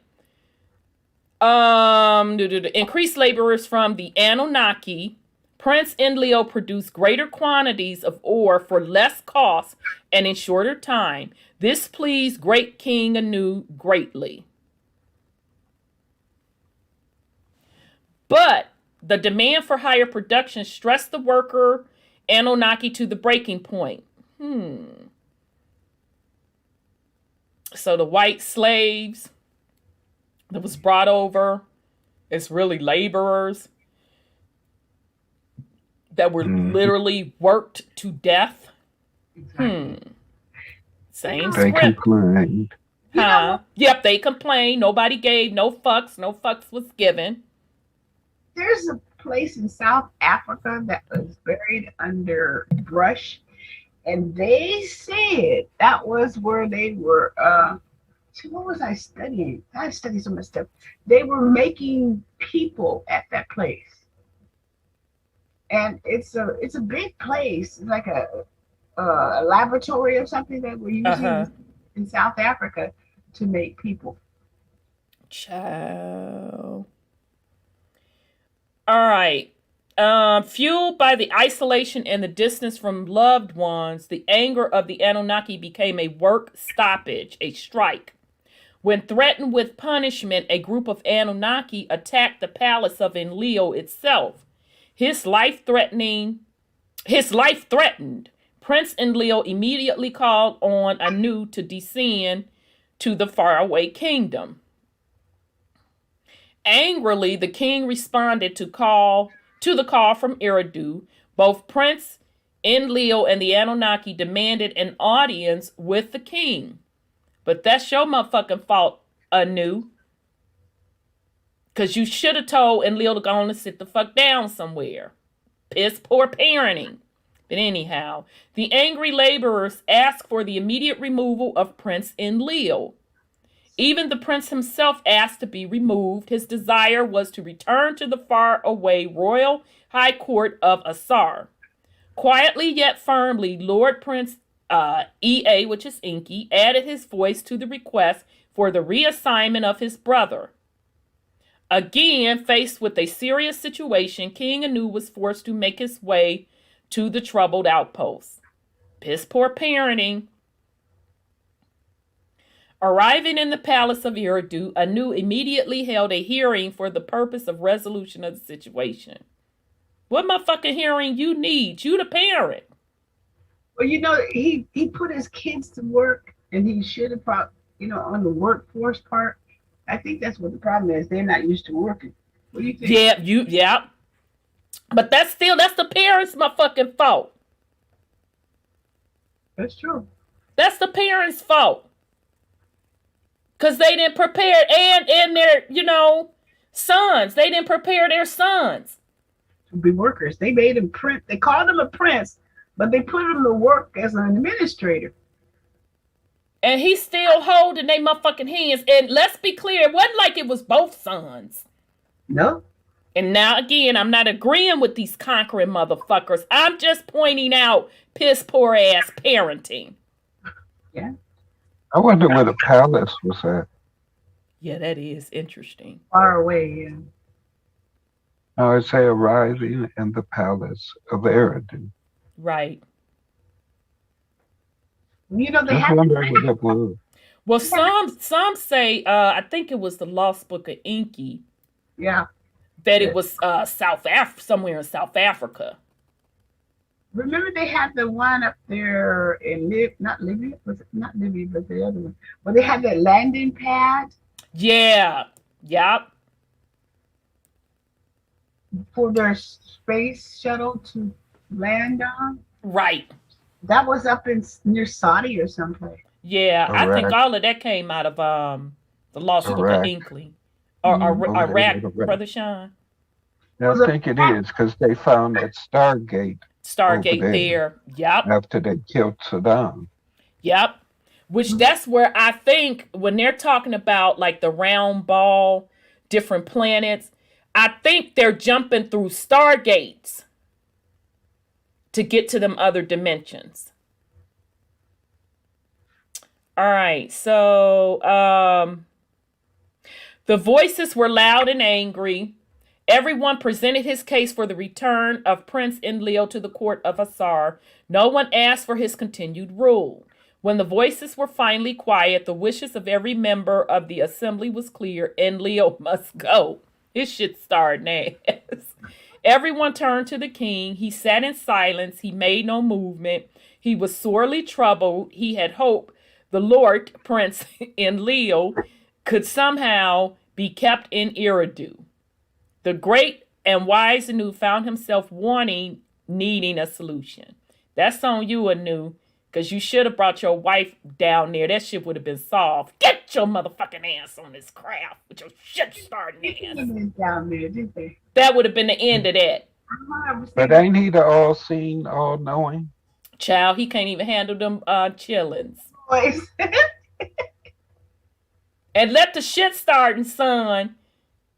Let me tell you something, baby. That shit would have been wrapped up. First motherfucking request of taking something away from one sibling that's doing well to give to his ass, that shit would have been all the way shut down. All the way.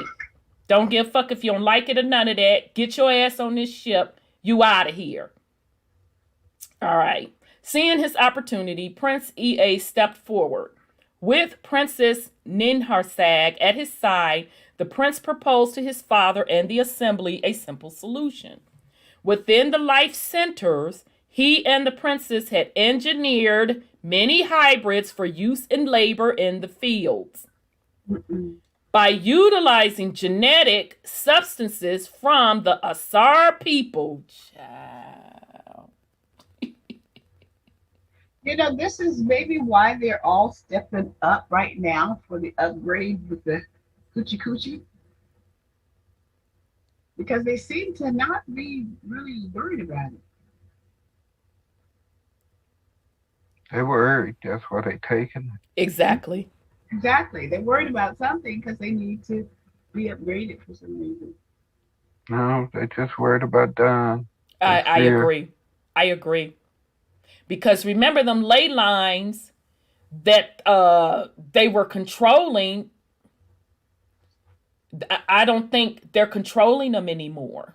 Well, probably not. And it's, The planet's unstable. Mother Earth, right. She's taking back over her shit.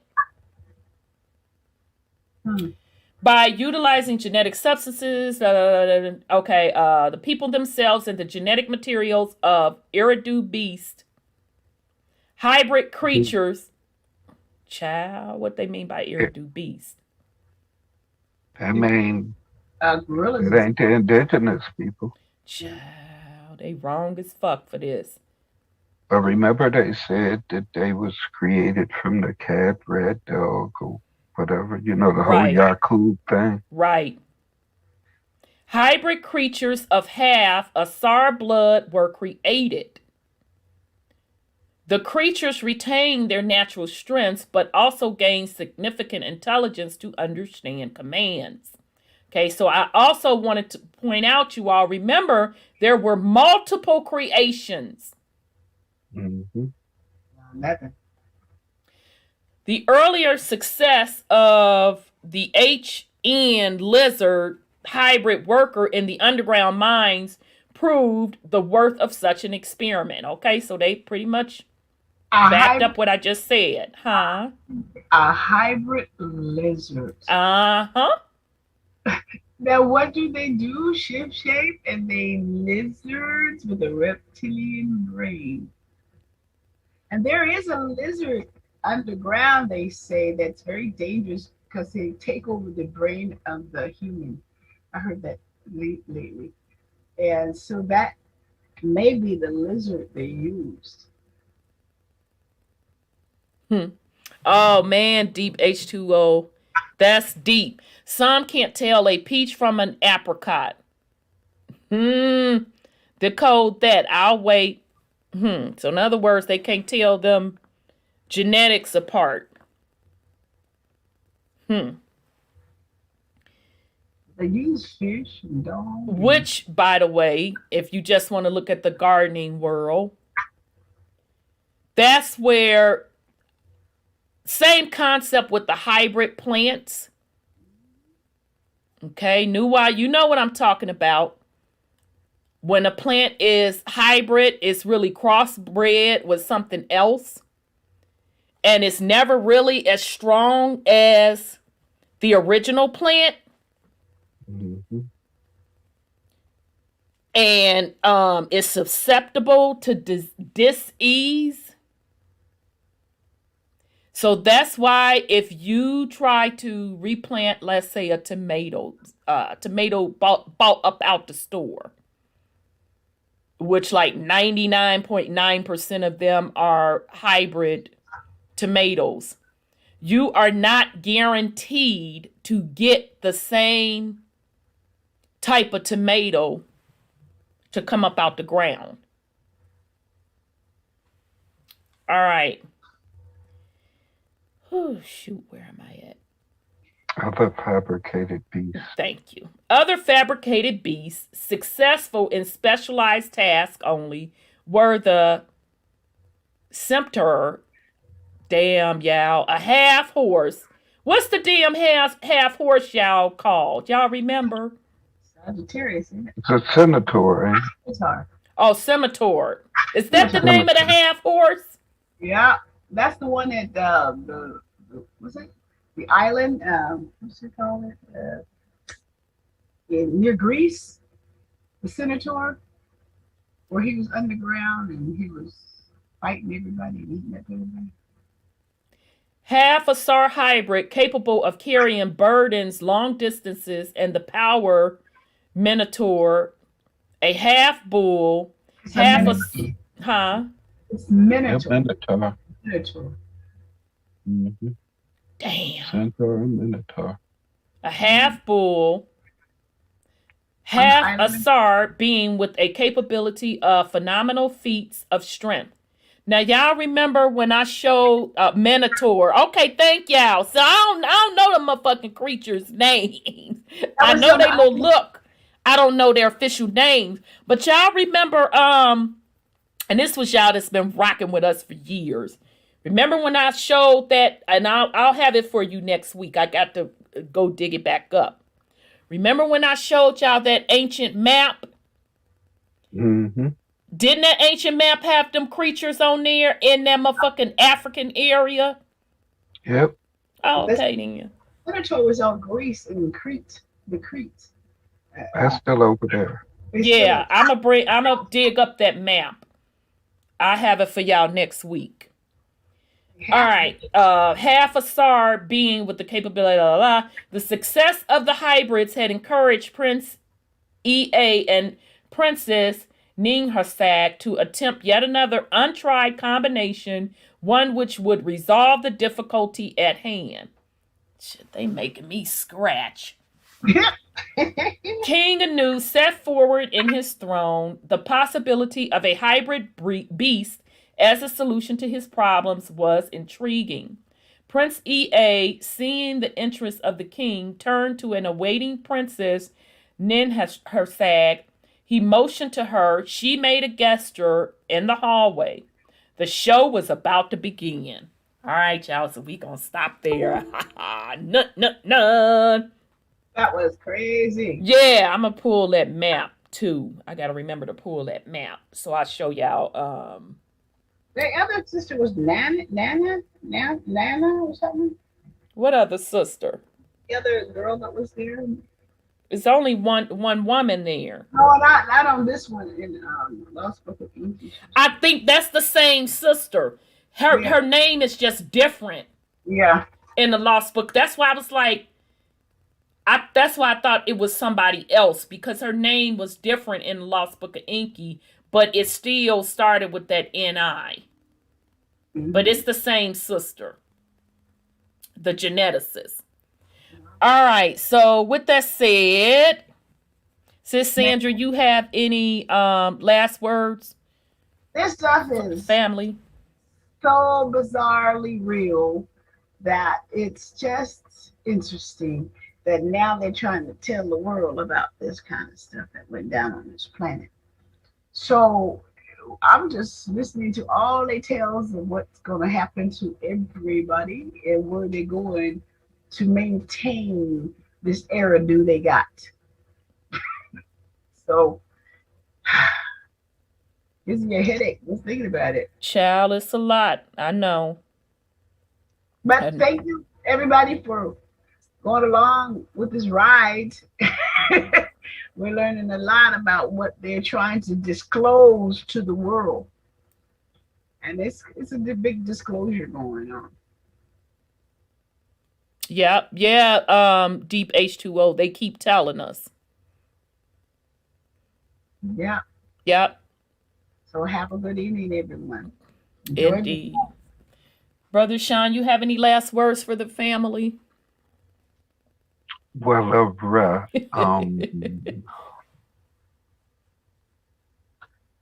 you are the key to everything. As you see, you being conquered and controlled is considered to be the greatest feat in the multiverse. And you've yet to understand why. Why right. They've gone through everything they've gone through to be you. Mm. And you don't want to be you, but everybody else do. That's just strange to me. You emulate gods that are emulating you. God. Yeah. I mean, it's just a trip that you don't want better. You want to have a sad story to tell. Right. That's true. You want to suffer. Victim mentality. You want to turn the other cheek. Mm-hmm. You want anal swabs. Experimental drugs. Fear. Why? You complain about it all the time, but you embrace it wholeheartedly. You embrace it with your soul. That's why the fuckery has so much energy and power. Not that they naturally have the power. You've given it to them by consent.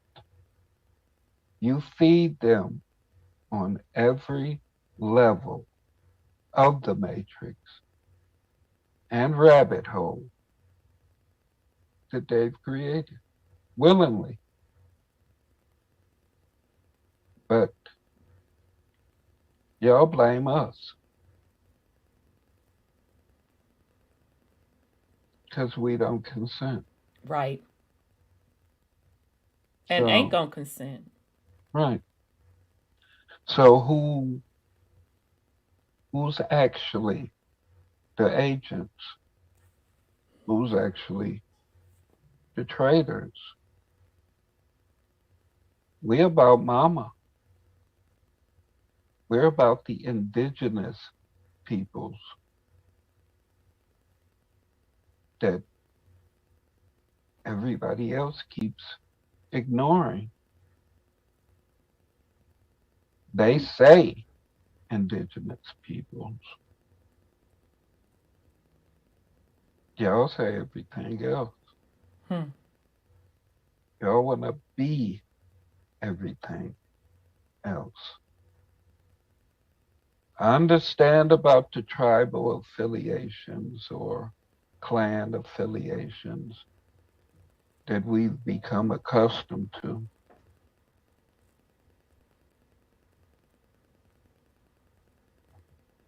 Not once did they refer to us as any of those things. They consistently say indigenous people. I'm not telling you that your ancestors didn't sign on to certain confederacies. I just don't find mine in any of that. I don't agree to any of that shit. Anything that's of the patriarchal system, I do not consent to. But I love y'all. Oh, that's in power. Indeed, Brother Sean. So, thank you, family, for tuning in with us. Thank you to the panel tonight for dropping in, coming in, putting something on it. So we'll be back next week. Shout out to the YouTube chat. You all were putting some insightful stuff in the chat as always. Shout out to the listeners as well who were not in the chat but were rocking with us. So I wish everyone well. And again, folks, do you. Do you. However you choose your experience, that's your business. You don't need any of our permission. Go on and just do you. So with all of that said, I wish everybody well. We will be back. We'll be back next week, family, to see the fuckery that the Anunnaki is talking about. So peace and love all. And thank you to my co-hosts, Sis Sandra and Brother Sean. I really appreciate you all much. So love you, family. Peace and love.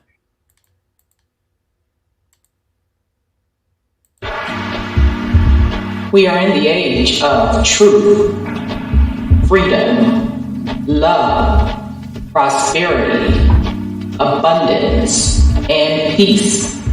Welcome to True Uncompromised.